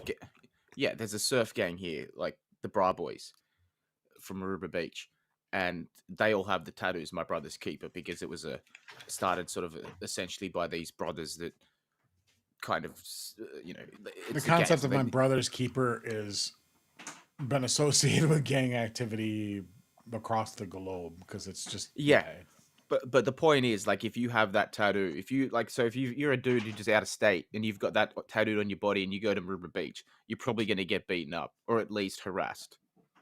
So, like, that's how far it goes if you buy into this shit of, like, a quote is owned by a certain group or a faction or a symbol. It's absurd, but of course we know it's absurd. And like, only the dumbest fools would possibly like actually believe it. They're just trying to throw whatever they can to block this guy's nomination, because they really don't want him going and cleaning up all the ridiculous, horrible generals that have been infesting the Pentagon. Well, that's what we're going to get into. So now that we've covered what's stupid, right? This is just stupid. Yeah. Let's look into some other stuff. Well, really quick here, you've got National Review. Pete Hegseth's tattoo isn't a reason to oppose him, but they implying there's a bunch of other reasons. Yeah. Right. You've got here USA Today. Trump defense pick says he was pulled from inauguration duty for extremist tattoo. Now, I'm not saying this is one of the reasons to oppose him, but I didn't know if you guys were aware of this. But because of the tattoos, he was going to be in the Biden, whatever it is, honor guard, whatever. And he was one of 12 out of like 120 or something like that was pulled because he had the tattoo. I don't know if you guys were aware of that or not.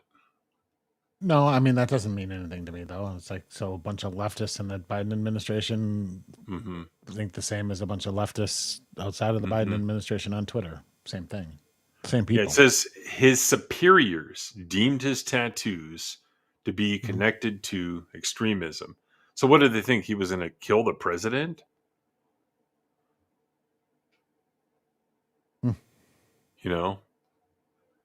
Don't know. And then let's see.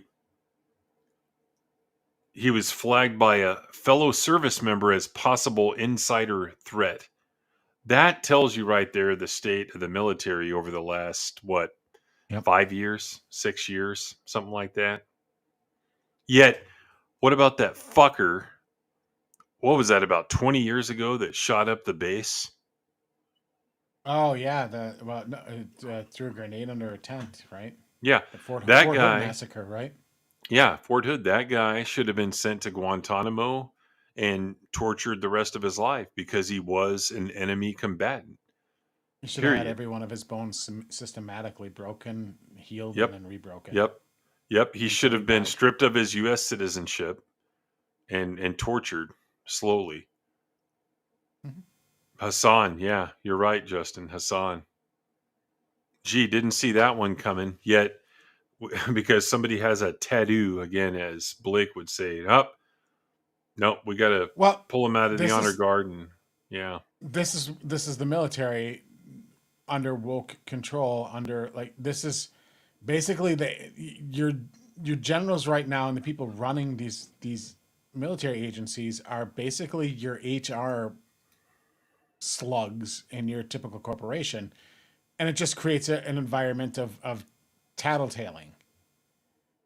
I don't like this guy, so I'm going to accuse him of something, and then and it's like even if it's completely baseless and unwarranted, it's like, well, but you still, you still got accused of it, and where there's smoke, like perception. Oh, here's what they'll tell you. Like even though reality is the opposite of what they're saying, it'd be like, well, perception is reality. Then you ever hear that? Like somebody tell you Yeah. that, like trying to defend something that is undeniably false, and they're just like, well, I perceive it to be true, therefore it is. Or somebody, usually they don't perceive it, they'll be like, some nebulous somebody out there could perceive it some way, therefore like you still did something wrong, even when it's 100% baseless. Yeah. That's the kind of environment that the Pentagon has created. And in some cases, it's some of the stuff that like the behavior of military members brought some of that on, in particular with the harassment of some service women. But those should have been dealt with on a case by case basis, and like broad policy shouldn't be made of it. It's like they broke the law, they broke the rules. Deal with them on a case by case basis. But yeah, systemic sexism. They love that word systemic too. They don't even know what it means.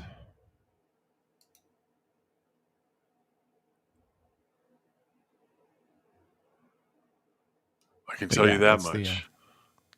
I mean, and that's they really don't. Well, I mean, what they're going to try and do is block and sabotage as many Trump nominations just to get points.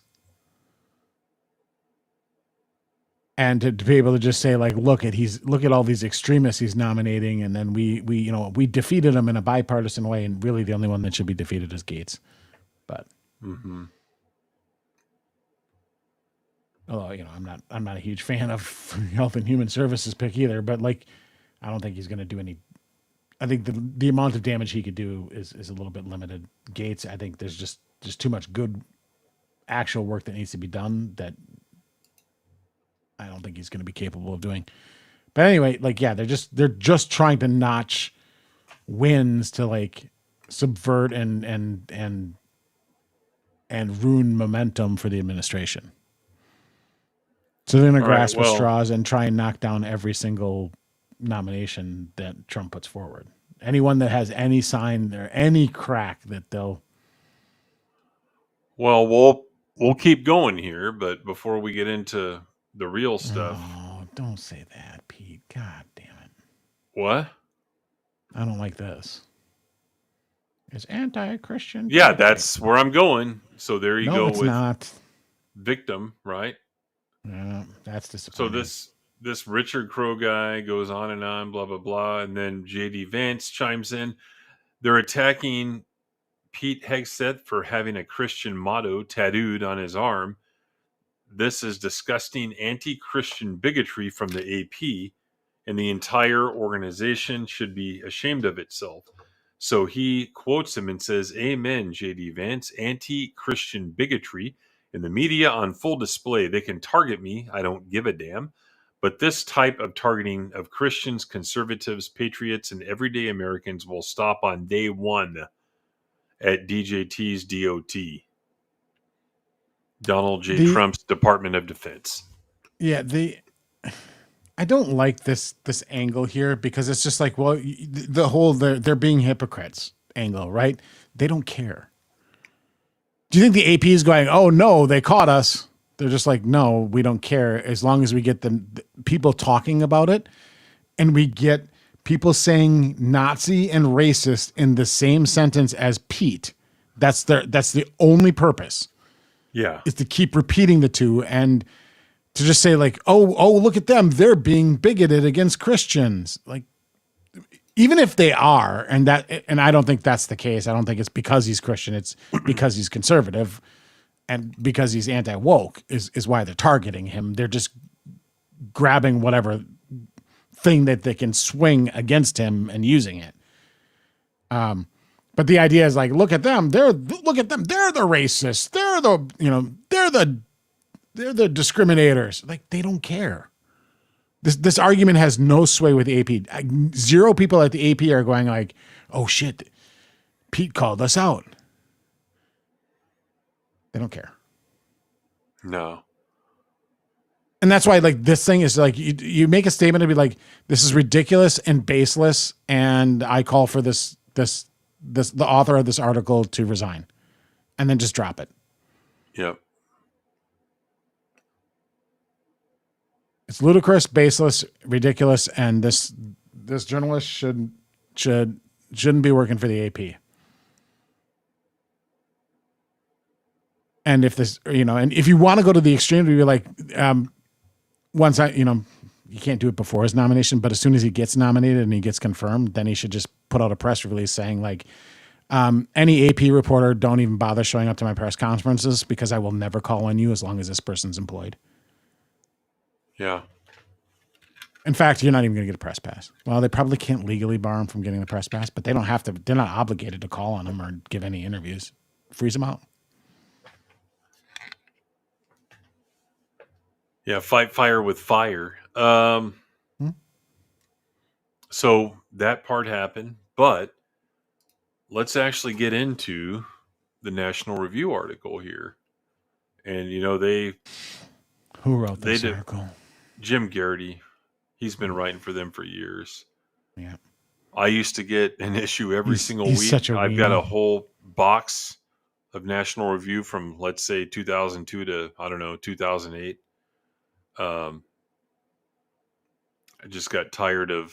That's when they really started to turn a corner. And that's around the time that Weekly Standard shut down, too. But never liked Weekly Standard. Freaking Fred, what's his name? Fred Barnes. Fred Barnes, yeah. Anyway, so here's some stuff. And part of this, guys, is that the administration is kind of pissed off at Pete because they feel like maybe he kind of lied to them whenever they vetted him. Because did you know that in 2017, he kind of pulled a Vince McMahon and he paid off an accuser of sexual assault? Were you aware of that? I did hear the reports of that.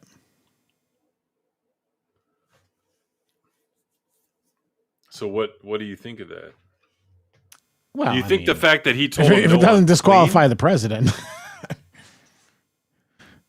You know what I mean? Like if he told him, no, I'm clean, and then they find out later, I would kind of feel lied to that, hey, we put your name out there. We put our reputation on the line by saying we're going to nominate you. And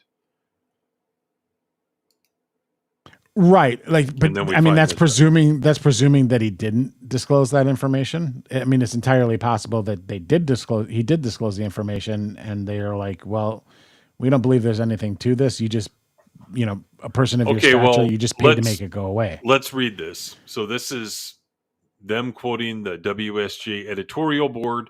And of course, WSJ is editorially pretty damn conservative.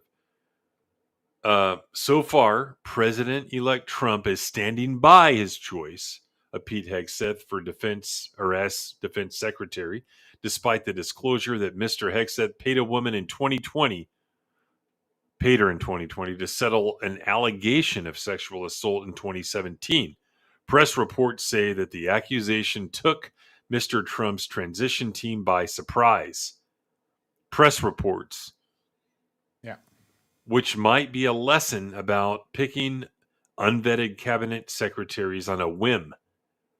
And then again, this is WSJ talking. Mr. Hegseth denies wrongdoing, but the senators holding confirmation hearings next year also might inquire about what, if anything, he told Mr. Trump's transition team regarding the woman's claim and the legal settlement. Whoever leads the Pentagon needs to have the president's trust. If Mr. Trump wasn't informed about his or this political liability before announcing the nomination, he might reasonably wonder what else Mr. Hegseth hasn't told him. Oh, well, I mean, I was with you guys until I read that. I go, I guess that makes sense. And at the end of the day, is he the only pick out there? Like, I mean, you could argue, is he qualified? I mean, based on his education, from what I read, the fact that he does Ivy have League, combat, military service. Yeah, I mean, yeah, and he was part of some policy organizations where he probably learned quite a bit. Yeah, I'd say he's. Look at some of the other people we've had in that fucking role over the last 20 years, right? Correct. Yeah, I'm sure he's at least as qualified as they are, but given all these potential liabilities, really, was there not another option out there? That's all I'm asking. Well, and that's, I mean, and that's the fair question. Sides. What, Blake? Like, it's a knock on both sides. Like, as it says, yeah. like, unvetted, so they didn't have to do the due diligence beforehand to properly go through this. And if they're saying it's sprung on them, well, that's a two-way street. Like, he didn't declare it, but you guys also didn't investigate thoroughly enough. If the administration, the incoming administration, feels that they want to go a different direction, what'll happen is like they'll have Pete come out there and say like, hey, look, I don't want to be there's a lot of important work that the administration has to do. They have a limited time frame. I don't want to be a distraction. Therefore, I am withdrawing for this position. And that's all that's going to really come for it. And then you just nominate somebody else. The idea, though, is like, I kind of want to find out the details because like my gut says it's a BS claim in the first place because most of these typically end up being so, but yes, there could be a better pick. I think the Pentagon needs somebody that's going to be anti-woke, but the Pentagon also needs somebody that's going to be like organizationally and financially sound. Like there's a lot to fix in the DOJ. Yeah, and especially with the corrupt way that the contracts are being awarded currently. Yeah, and to your first point, like most people do see it as an admission of guilt, but settling, it's not the admission of guilt you think it is. It might be easier to settle if it's going to be a long, prolonged court case. It might be easier just to settle off straight up front if you have the means to do it. And the other thing is your employer come out. Your employer might make you do that. So like if you're working, if he's working for a firm, I don't know who he's working for at this time, but like let's say he's working for some lobbying firm or some firm, and the firm's like, look, you're going to settle this because we just want this to go away. We don't want our name dragged into it. We want it to go away, so you're going to settle this. And he's like, all right, I guess we're going to just pay her off and make it go away. So like in some cases, like because if it's something that's involved that's going to affect your employer generally is going to be footing that bill, and they get a lot of say in the case. And it's just like, we're going to pay to make it go away. You'll admit nothing. We'll admit no wrongdoing, but she goes away. The story gets buried. Win-win. So and that's just that's the nature of these things. So, could it be legit? It could be. But I got to ask you, like, any scenario like that where they pay them off, right? Mm-hmm. Do you see any scenario where they're actually not guilty? Or Well, the public perception will never really change. Like that's what I was getting at. Like the settlement is almost in the public's opinion. It admits that's what I mean. guilt. So why not fight it if it's not true? Well, Why not fight it? That's the question I'm asking. That's why it is important to fight it tooth and nail. If you like all this, like it's on a slightly different thing, but the Me Too movement stuff, all that stuff. If these accusations ever get leveled against people, you have to fight them tooth and nail, because if you just settle, you'll have that forever. Like they'll never let that go. That will be your essentially. But see, at the time, like without imagine though, you're working for a company. The company says you need to settle this and make it go away. You're not thinking like, hey, in 5 years, I might be nominated for Department of Defense. Yeah, I know. No one has that sort of foresight. But so you're just like, hey, this can ruin my life. I'm gonna be dragged through the mud. I'm gonna be forced to testify. Like the incentive to go away. Yes, I absolutely believe that in a lot of cases, a person who is completely 100% not guilty will settle, and they absolutely do in personal injury cases, right? All the time. Tim, you work for a big company. I've worked for big companies. We settle slip, trip, and fall bullshits and workers' comp bullshits all the time. Mm-hmm. And we are 0% guilty. It's 100% bullshit, but we make it go away because it costs more to fight the fucking thing than it does to just make it go away. And it sucks. That really, really, really sucks. But that's just the way it is. And if you want a specific example, I believe under zero circumstances did Stormy Daniels fuck Donald Trump.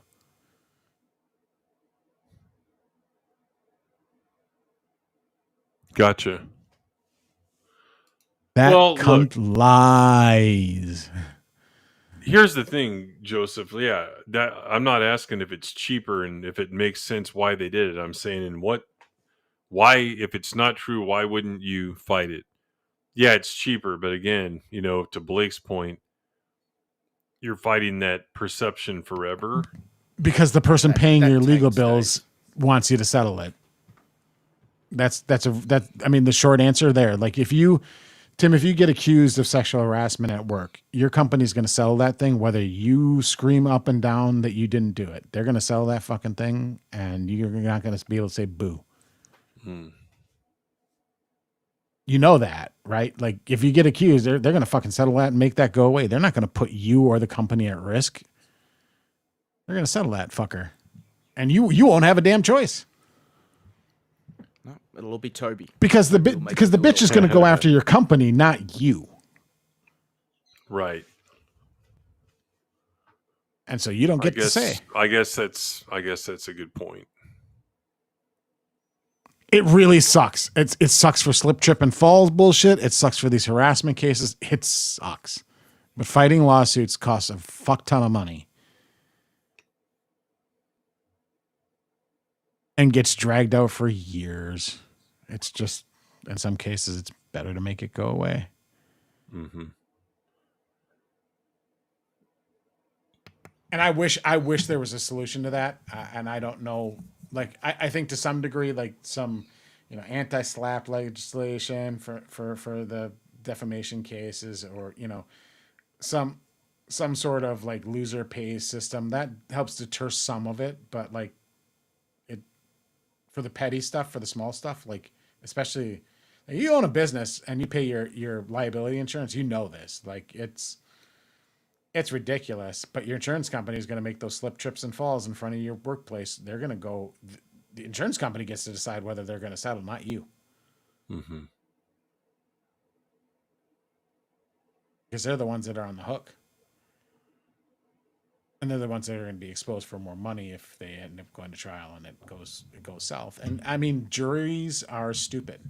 I mean, that's just a universal, like that's the first principle of law is that juries are stupid. They vote emotionally. They don't vote on logic. Don't vote on truth. They vote on emotions and whether or not they like the defendant or the plaintiff.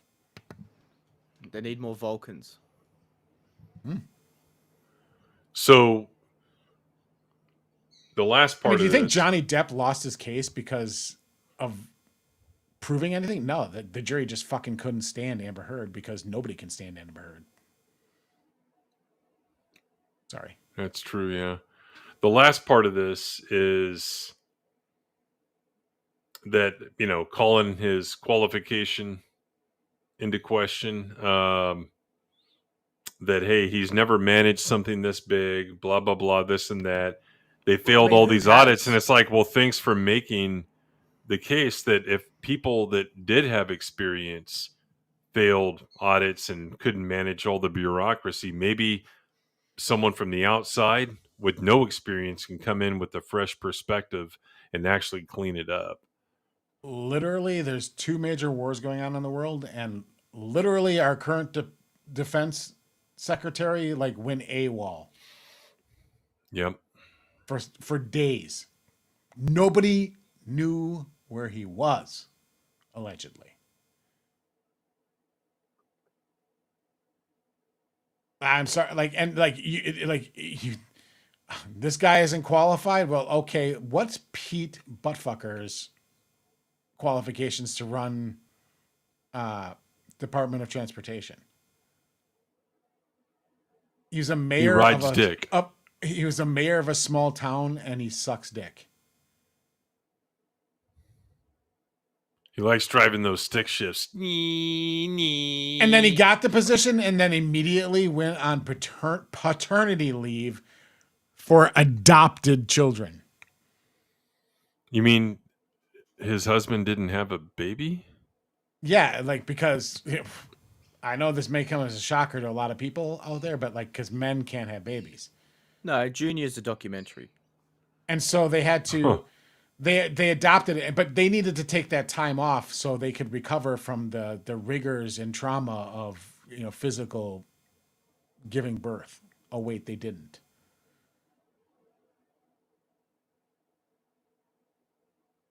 So I don't want to hear about qualifications from the other side, but I would I also don't think, because I've seen this on Twitter. There's a lot of mega cultists out there. Yeah, big time. That are just everyone has we have to get our pick or else. And they're like, DeSantis has to nominate Laura Trump to take Marco Rubio's Senate seat or else. It's like, fuck you. Well, tell me how that's any different than never Trumpers. It's not. It's literally the difference between a never Trumper and an always Trumper logically is they're just the opposite sides of the same fucking coin. The same lack of logic, same lack of principle. They're just one's a cult for and one's a cult against. Yeah. And I have just thank you for voting for the right thing, because if the other side won, the country would have gone to shit. But that doesn't make he's still the president and governors still govern their states. Mama. So you don't get to dictate to DeSantis who gets the nomination for the Senate, especially when your pick doesn't even live in the fucking state. Yeah. She's from South Carolina. She's automatically disqualified. And can we not have political dynasties? Can we not do that? Because let's look at how shitty that has turned out in every case in the last 100 years. Yeah, that's true. Be I'm sorry, your relative was the president. You're disqualified from being in Congress. Term limits to the extreme. Enough of the aristocracy and the fucking nepotism.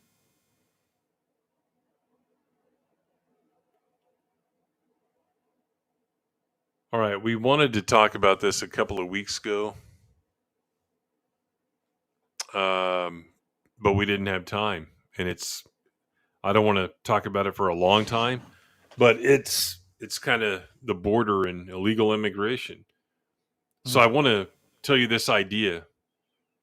And I heard this, and it's not a joke, Blake, but this was John Bradshaw Layfield's idea, because he had, I don't know if he still has, like a conservative talk radio show, right?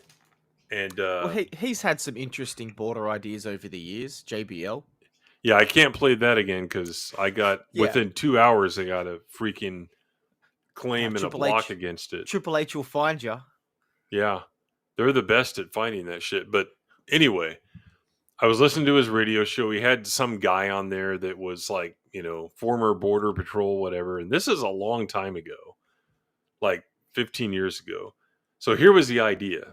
Imagine you have a relatively inexpensive wall, fence, whatever, and it's 20 feet high.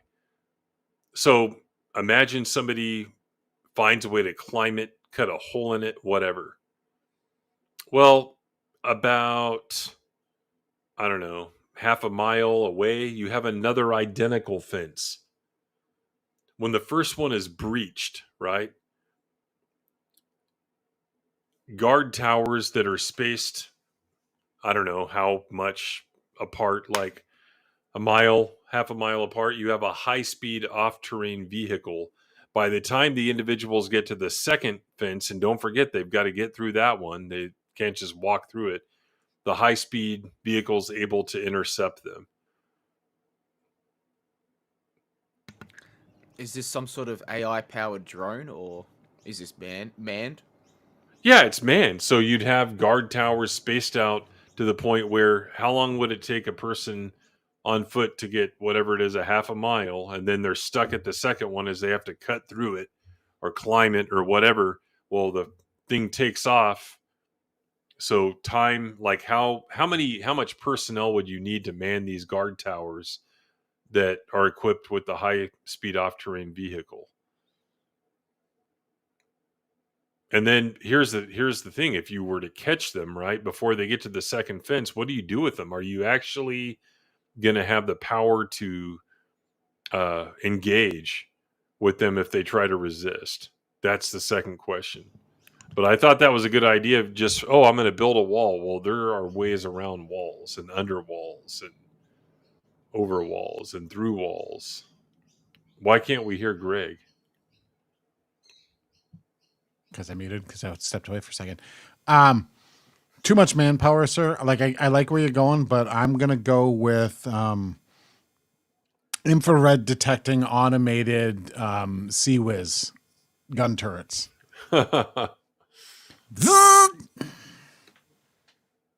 That's good too. Don't cross the fence. You cross the fence, you die. You could like genetically and it should like announce over the loudspeakers, like, if you die, you die. In Spanish, right? Yeah. Like hire Dolph Lundgren to record it in Spanish.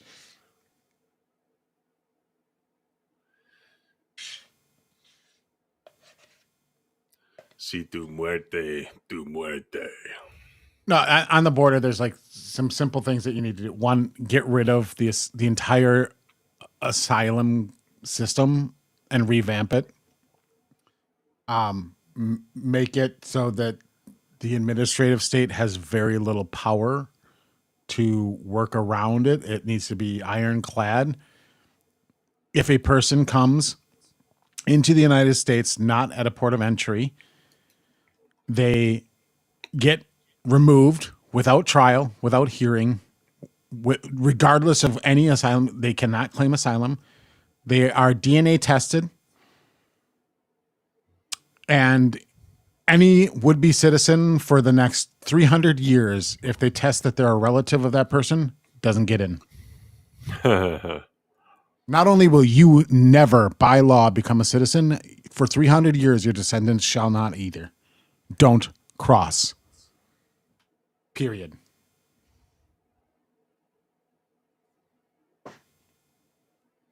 Don't cross a woman on her period. That's something else. Yeah, that would be ill-advised. Mm-hmm. No, but here's a question for you. Should Trump pull an Eisenhower and use the military to round up illegals and mass deport?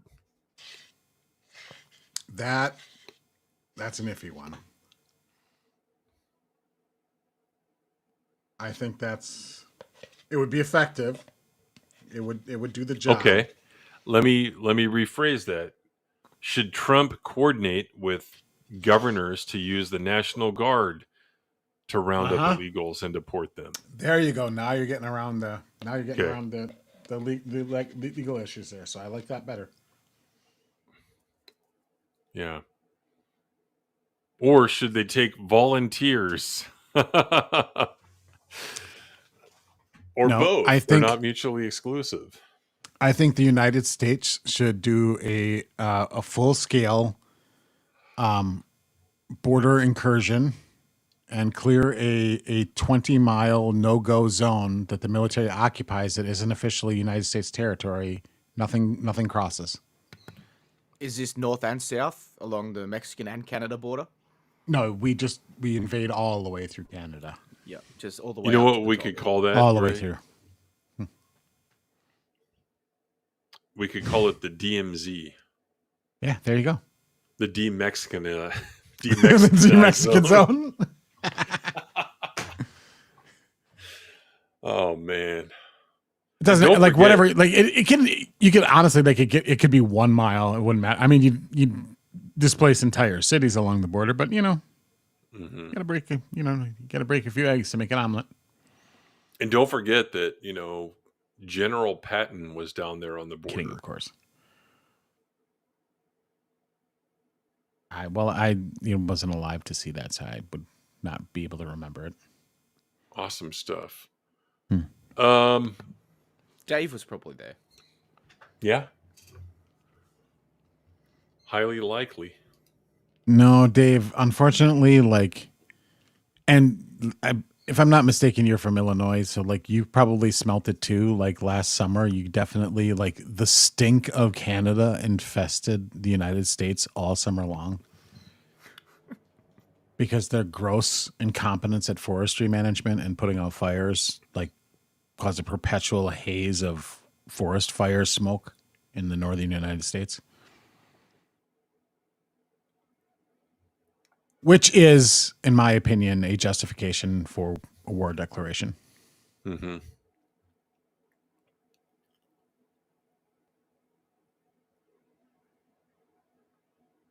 You live in Illinois, but you don't claim it. Yeah. Home of Jerry Ryan's husband.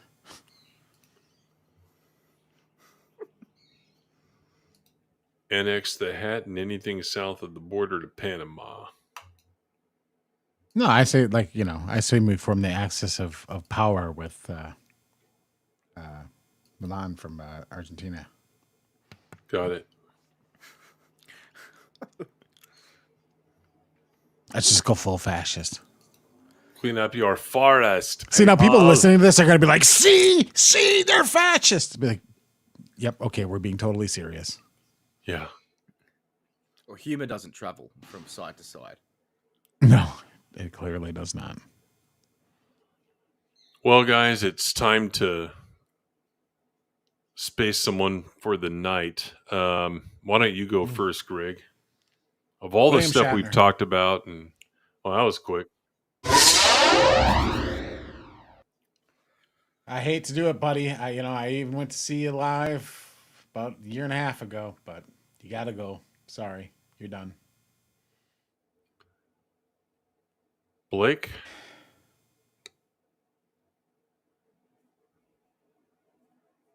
Blake? Hello, Blake. No, I was just looking for the name, but I couldn't find the exact name. I think it's Michelle Rowland, but I could be Who's wrong about that. Every single Australian senator that's voting yes in the under 16 social media ban and the mis and disinformation bill, you should all be voted out as soon as possible. And if it goes through, I hope you actually all burn in hell. They actually are going to pass that son of a bitch? Well, it's today. The thing was today. It went through I think it was going through the House today, and it's got to go through the Senate. So they combined the underage and the full-on censorship? No, they didn't combine it, but they Oh, are. they're separate. Or they're separate in in classification by them, but they are essentially the same thing or a backdoor to each other. Well, I mean, it's one thing to ban kids who shouldn't have any rights. And Yeah, but another how do thing you police that without having everyone in Australia having to have like a digital ID or a biometric scan every time you sign into a fucking Twitter or a social media thing? I don't think you need anything that far. I mean, just yeah, but that's the the thing. There's no real clarification of what this entails. It's just my inclination would be idea to vote no, particularly on anything that they're saying disinformation, because of course the natural question always is who decides what's disinformation. Exactly. And that's where it always the debate stops and has to end. Is like literally like you can't answer that question in a satisfactory way, then there shouldn't be such a thing. And if it does pass, the United States should end its alliance with Australia. We're next after Canada. Any country that does not have as strict or even more or not strict as stringent of protections as the First Amendment, we shouldn't even trade with. And it should be not allowed for us to enter into any permanent alliances. Only very temporary ones. So if your country doesn't believe in free speech, I don't believe in your country. If I go to your country and I don't have the right to speak, then you don't have the right to exist. Period.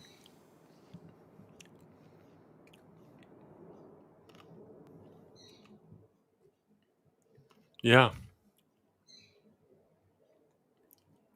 So, well, Jack says if NATO doesn't apply free speech, NATO is fucked. Leave NATO. Yeah. NATO is not even real. It's the United States and like you have Turkey that contribute 8%. Turkey is part of NATO. Fuck, NATO needs to go.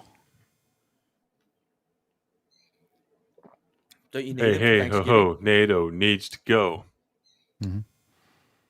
What else? But what do we do at Thanksgiving without turkey? We have pig.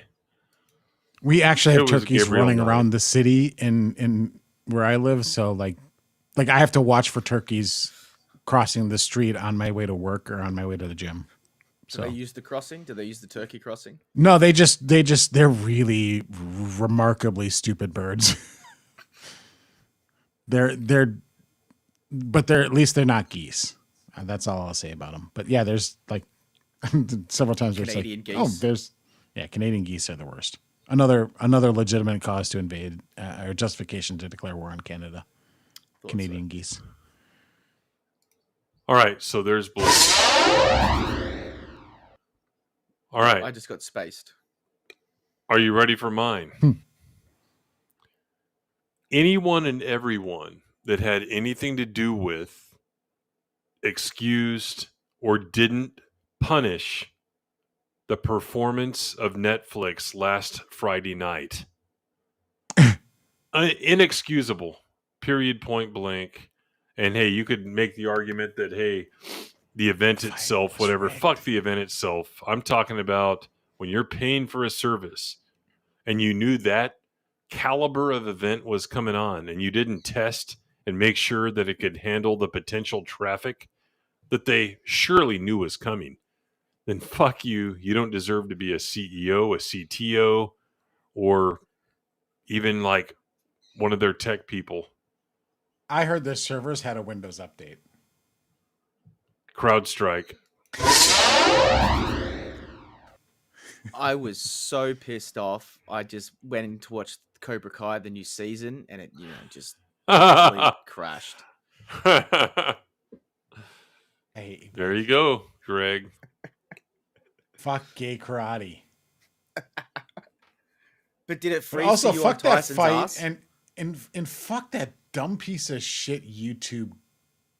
Like, unfortunately, like these fights are going to continue to happen. They're still going to have the same results because everybody like people love to hate him, and it's everybody's like dream to finally see somebody put that piece of shit cheater in his place. Get knocked out. And it's never going to happen because he's paying all the bills for it. Like it's never going to happen, guys. Stop buying that fight. You're never going to see anybody. You're never going to see righteous justice, which would be to see his face bludgeoned for like 30 straight fucking minutes. Yeah, he's only really fought one legitimate threat that was in his prime age-wise and an actual. And I guarantee that was a fucking staged, rigged bullshit too, because of course it is. Yeah, but he lost. Because the minute he loses, he doesn't draw anymore. Because once everybody gets the satisfaction. He did lose that one to Tommy Fury on points, but he didn't get knocked out. Yeah, I mean, no, I mean, like lose, like get his ass beaten. Like once that happens, the interest is no longer there because everybody's going to get their fix. Everybody's going to be like, finally, somebody put that piece of shit garbage YouTuber in his place. And that's the whole draw. That's his whole appeal. It isn't even people that like him. It's people that hate him. It's people in our generation, Tim, that wanted to see old man Mike put steroids infected YouTube grifting piece of shit asshole in his place. Yeah. Because of course we want to see that person get beaten because he deserves it. All you got was an old Mike Tyson's ass before the fight. Yeah. And, you know, I know people have like slow-moed the fight and been like, look, Mike's clearly didn't take the shot here, so it was rigged. Like, I don't know. I don't know enough about boxing. Here's the thing. I don't think it was that way. I think it was the opposite. I think he could have been finished off a lot quicker. Maybe that's what I think. But I think that 60. Jake gave him some kind of chance to make it more interesting, but Mike didn't take it. That's what I think. And that's not some conspiracy theory. It's just watch the fight. He clearly could have gone for some, better headshots on Tyson. So how the hell does Mike get licensed to fight then? What? How the hell did he get licensed to fight? At 60. I don't know.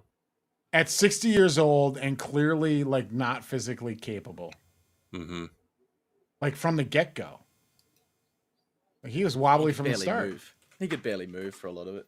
Right. So like how does a person in that physical condition with his ailments who's taking blows to the head his entire damn life, how does he get a license to fucking fight? Right. I mean, just clearly the entire licensing process is a fucking bought and paid for joke. Yeah, why even have licensing then? Which I'd be fine with too. Like if Mike isn't dumb enough to go in there and get his ass beat, then for $20 million, like I'd take a beating for $20 million. Sure. Fuck. Got to punch his chance, just like Rocky. Yeah. I'd love to see that too. Like, chat, do you want to see Greg go up against Jake or someone? No, I'm talking Mike Tyson. I want like Doomcock. I think it'd be Greg funny. Versus YouTube boxing, Greg versus Doomcock. Well, see, and that became a thing now too, right? Because we had that Bookie 2198 or whatever, that fight, and that was like that was sad. And don't forget, in March, there's also my challenge as well. So there's also that to look forward to. That's right, yeah. Mm-hmm. I think Justin will be there. Justin can be the ring Turn up. And yeah, pull up. Mm-hmm. Yeah, Justin said it'll be a tag team. It can be J.I. Acup and Theory against me and Justin. I'm 50 years old. I'm not going to fight fucking Paul in a fair fight. I'm going to do 50. like it. Okay, I'm 48 years old. I am not better than Tyson. He's going down. Yeah, but I was never in boxing shape ever in my life. I'm not going up against a steroids riddled like Paul and in a ring. I'm gonna do the fucking Indiana Jones thing. I'm just gonna be like pull that pistol out and pow. Mm-hmm. Dan Blackwood versus Liquid Snake. Yeah, I'll come out like Roddy Piper, half black, half white. Oh, that was awesome. Drink the Prime. Had a C4 today. Shouldn't have had it. Not good for my heart, but I drink energy drinks, but not. I don't do the C4 because there's not really a. Those things are like 300 calories a fucking can. yeah, I had the Skittles one. Yeah, they look delicious, but I'm just The saying, best I'm not one was a drinking WWE 300 calories. It was a WWE Extreme Raspberry or something like that. It was really good. I had that on like my the drive Celsius. a few. Huh?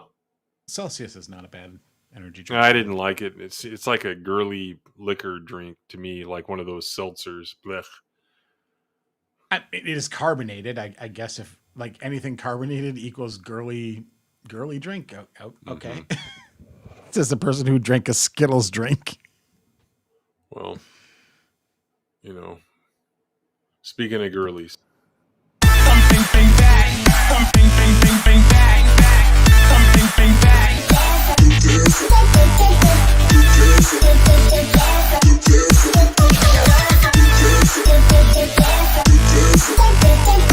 Not a hard one to guess this week, right, guys?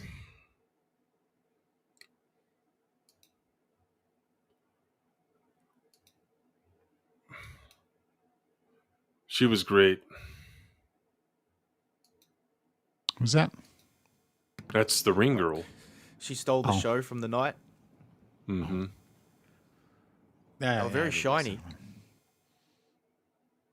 Yeah, and in my opinion, she's the only one that she was able to at least make the smile look genuine. The Mexican chick, totally fake. The black girl, a little bit better, but yeah, Sydney had like the best convincing smile, and I think she was, because she's like, holy shit, my follower count on X is like jumping 10,000 every 3 minutes. I think she got like 200,000 overnight or Has something. she set like up an OnlyFans yet? I don't know. Let me know though. Notification set. Yeah. Like, pull up her Twitter, see if she's got the site that does all the link tree. Yeah, let's find out what's on her Amazon wish list.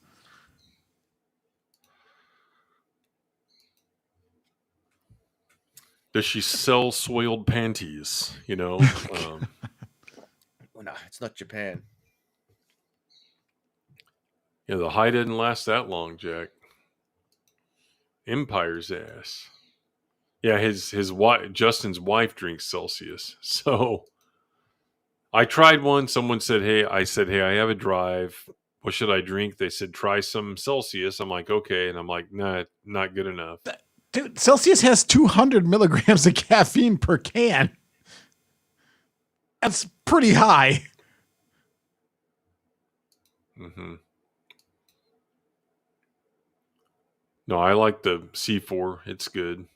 I like Red Bull too. Red Bull's good. It's too expensive. C4 sounds like it's explosive. Yeah. They have C4 is popular because it has a lot of like the candy flavors. Mm-hmm. But Skittles. Ghost also has some candy flavors too. They have the sour candy that you like in an energy drink flavor, Tim. Sour Patch? Really? Yeah. I remember Jeff from the Geek Blend had found like a Sour Patch sour ale that he did a review on. And I'm like, man, I'd love to find that, but I never did. So I don't think I've ever had an energy drink in my life besides vodka Red Bull. They're so ridiculously expensive. Like, you go to like a convenience store, even the grocery stores, it's like liquor is cheaper.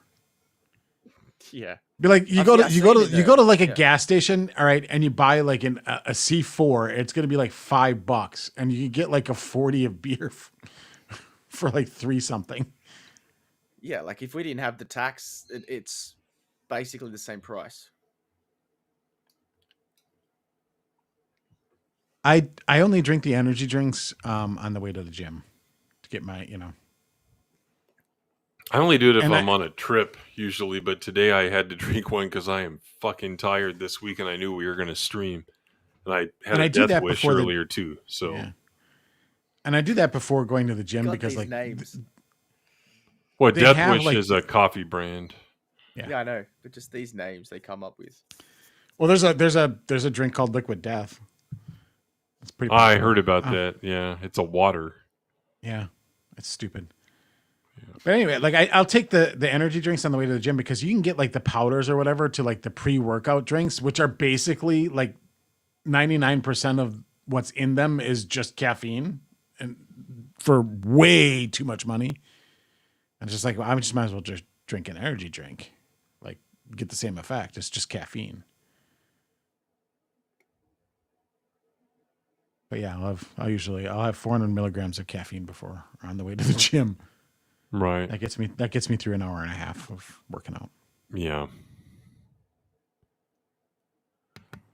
Well, one thing, a tip out there for some of the younger guys, if you're going on a date, the concoction you can't go wrong with is an Arizona green tea with ginseng and a Red Bull.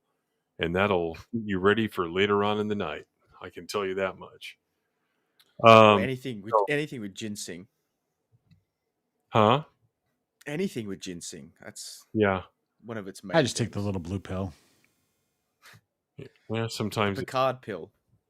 Yes, I take the Cialis actually. Yeah, it's not a little blue one. We got to get that clip loaded up. We got to get that clip loaded up. The full one, not the short. Not the short version one. Yeah. It's brilliant stuff. That's crop. you guys pregame. Oh. Oh man, what a great term. I think we've covered everything, guys. 2 hours and 40 minutes here tonight. I will be going live regular time Friday, and I'll have a special guest, and that is one Mr. Grizzy will be coming on for a little bit. So that should be a good stream. There's some shit to talk about there. You should EFAP the fan film and cover it with the angle of Star Wars Theory. Yeah, maybe. That might not be a bad idea. But it's like, oh look, it's a fan film. I'm like, I won't get started on it again because I'll just get wound up again and won't be able to go to sleep.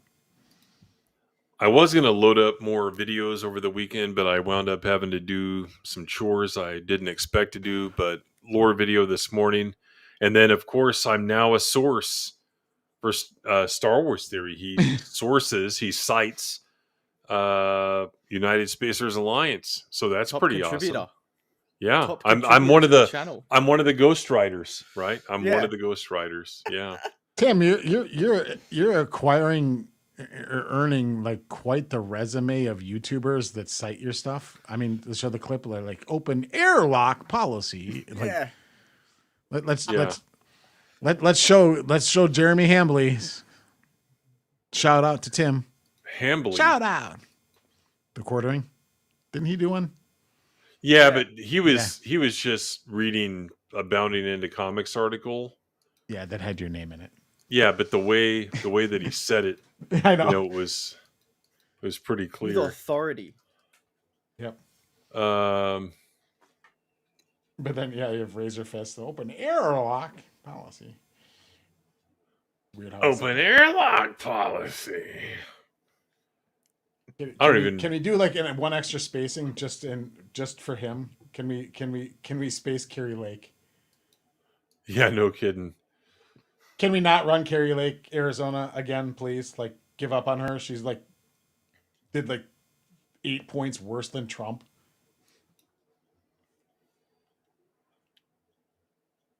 But we can't give up on her, guys. She's the future, right? No, I bet you Arizona fucking nominates her for the next one, the next governorship or next something. Oh, here it is. Open airlock policy. another one of my guys who's awesome, who always says what exactly he believes when it comes to Star Wars, regardless of what anybody else thinks, and defends his opinions vehemently. Open airlock policy. Tim. Open airlock policy! The top ones would be Raging Rhino, Open Airlock Policy, Allura, OG Star Wars. As YouTuber Open Airlock Policy points out, and shout out to Open Airlock Policy. Open Airlock Policy points out, oh yeah, good YouTuber. Open Airlock Policy. Good guy, man. Good, knows his stuff. In the book, as reported by YouTuber Open Airlock Policy, Lucas described the sequel trilogy storylines as terrible. Go check out Open Airlock Policy, one of based Star Wars channel.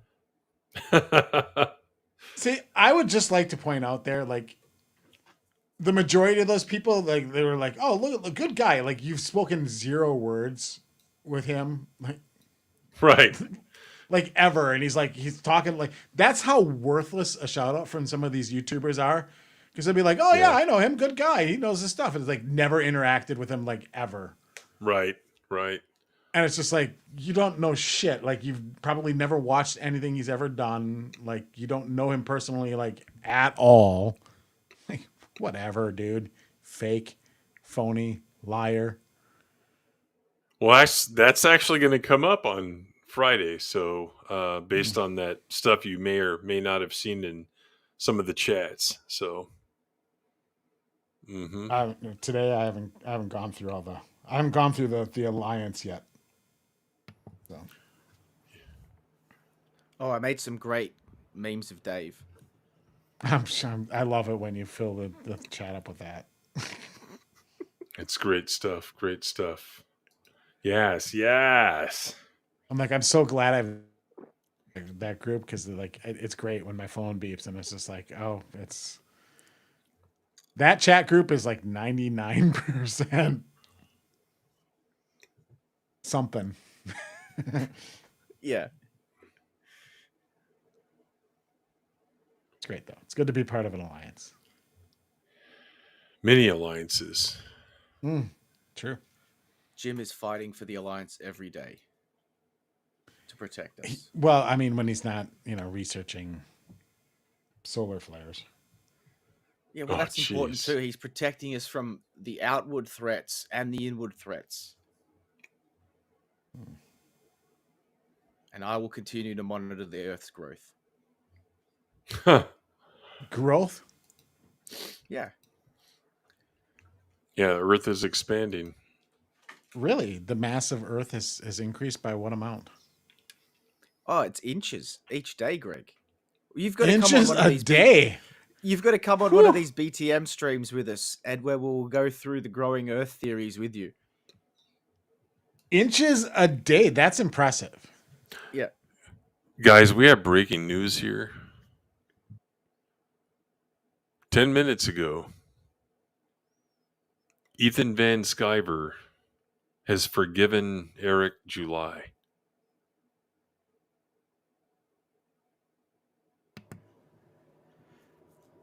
It's like Michael and Fredo together again. Yeah. Forgiving him for what? The night letter, or putting out shitty comics, or like what is he forgiving him for? I don't know. We don't know yet. All we know is this.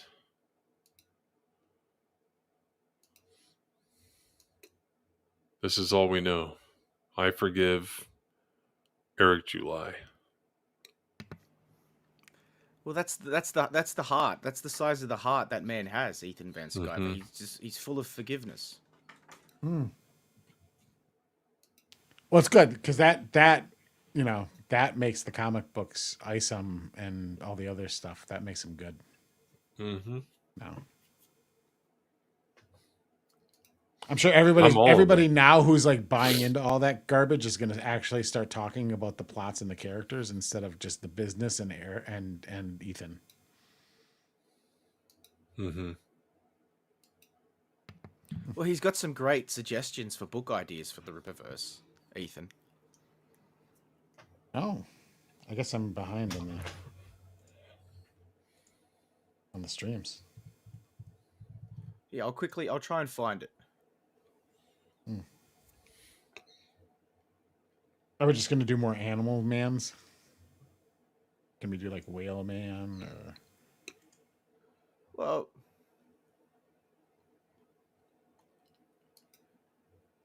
it's this one. What one?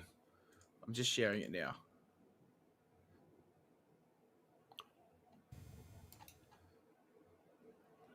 Gosh, I hate this shit.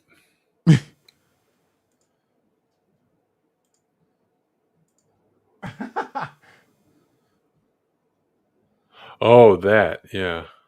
Yeah, there's like just he's full of ideas to help with like the expanding business. So is Cliff Cunningham Matt Barr's white parent or daddy? I don't know. But they're just one of the many things. Like he does great work. I don't even know what's going on here, guys. USA.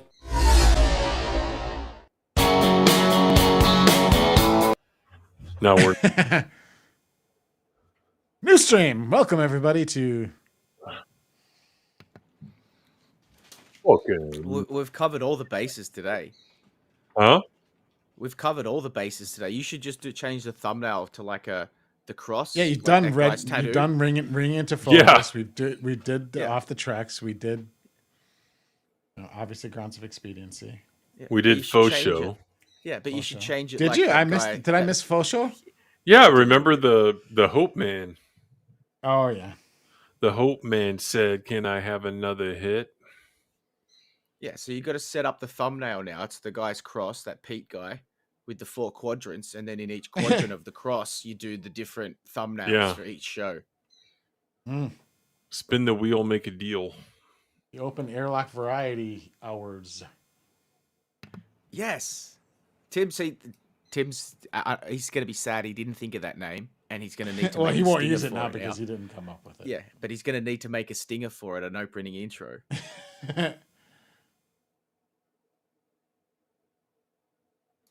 Oh, I missed this. SWA gifting 5 memberships. Colonizer Jeebus. Nice. Alfreda Ponte. Carlos Going Garcia. international. Yeah. Henry Sherman. And as always, the super hot and sexy Carissa Maybe.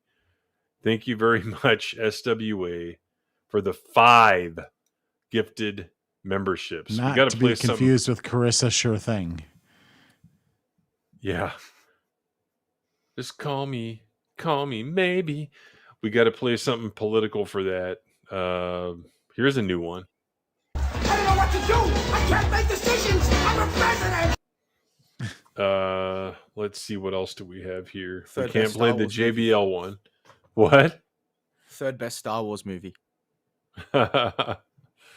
Yeah, it's hard to disagree Wait, what's with the that. second one? Like, I know what your first New one Hope. is. New Hope. Yeah, we've been through this before. Phantom Menace, A New Hope, Spaceballs.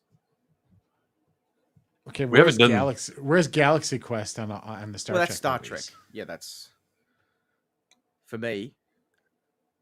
First or second, because I do love that. Fourth. It is a great movie, but it's nowhere near first or second. We haven't done the doesn't- patent slap in a while.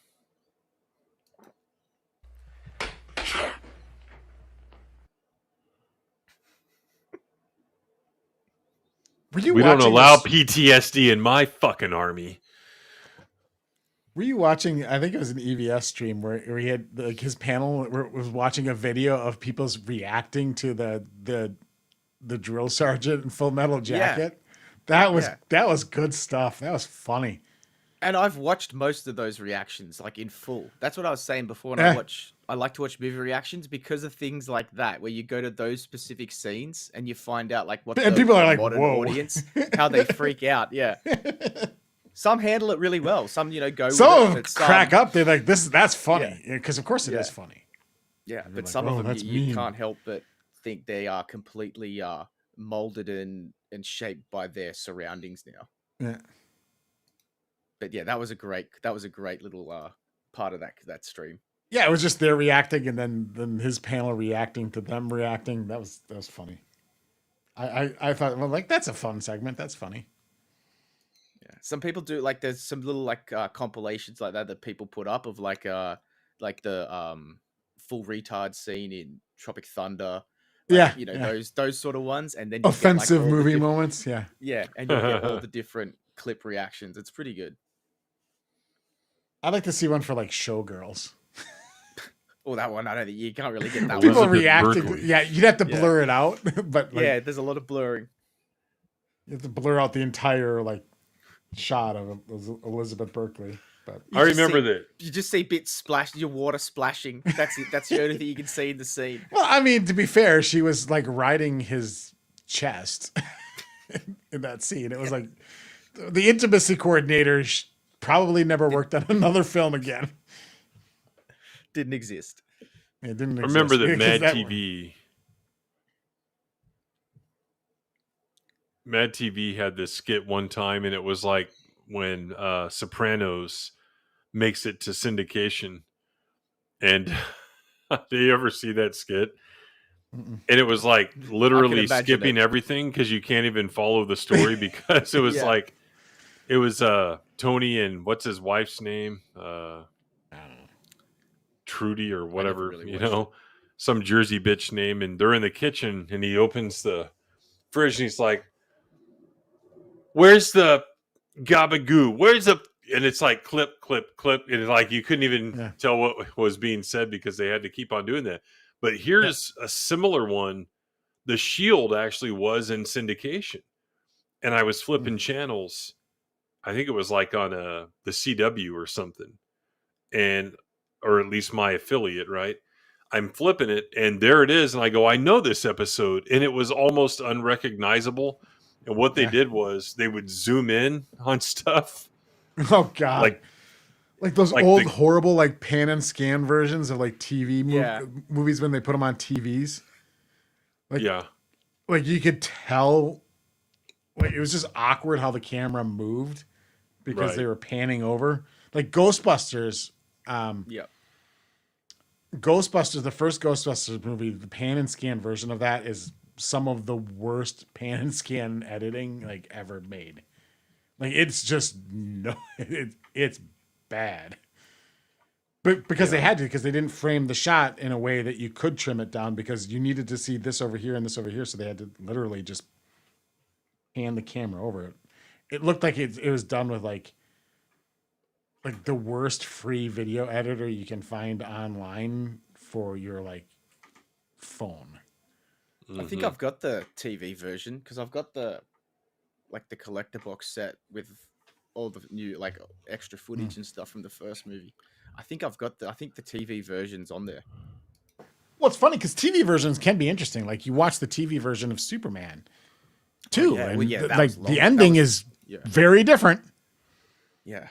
I mean, the end result is like, it's not like Zod wins in the TV version or something, but like they arrest Zod and he destroys the Fortune of Solitude with like with a constipation stare, that well-known Superman power.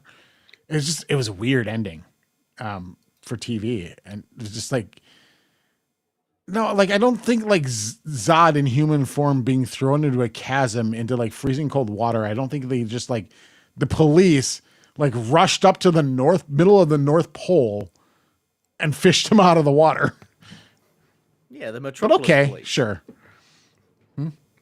Yeah, the Metropolis police. They went all the way there. They're just like, oh, we happen to be in the neighborhood, Soups. So, we stopped by your house. Yeah.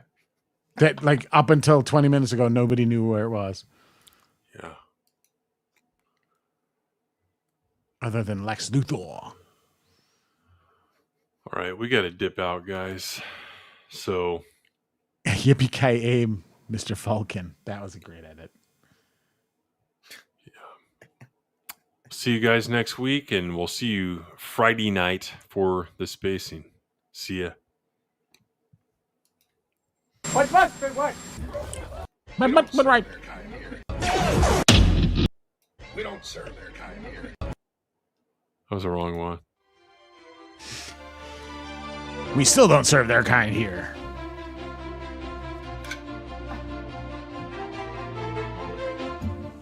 Is that legal? I will make it legal. Where do you get this bureaucratic bull? You have all the character references of a politician. Intelligence has nothing to do with politics. This president is not above the law. If the dirty air don't get you, the politicians will. The last remnants of the old republic have been swept away. These orders have forced us to declare independence.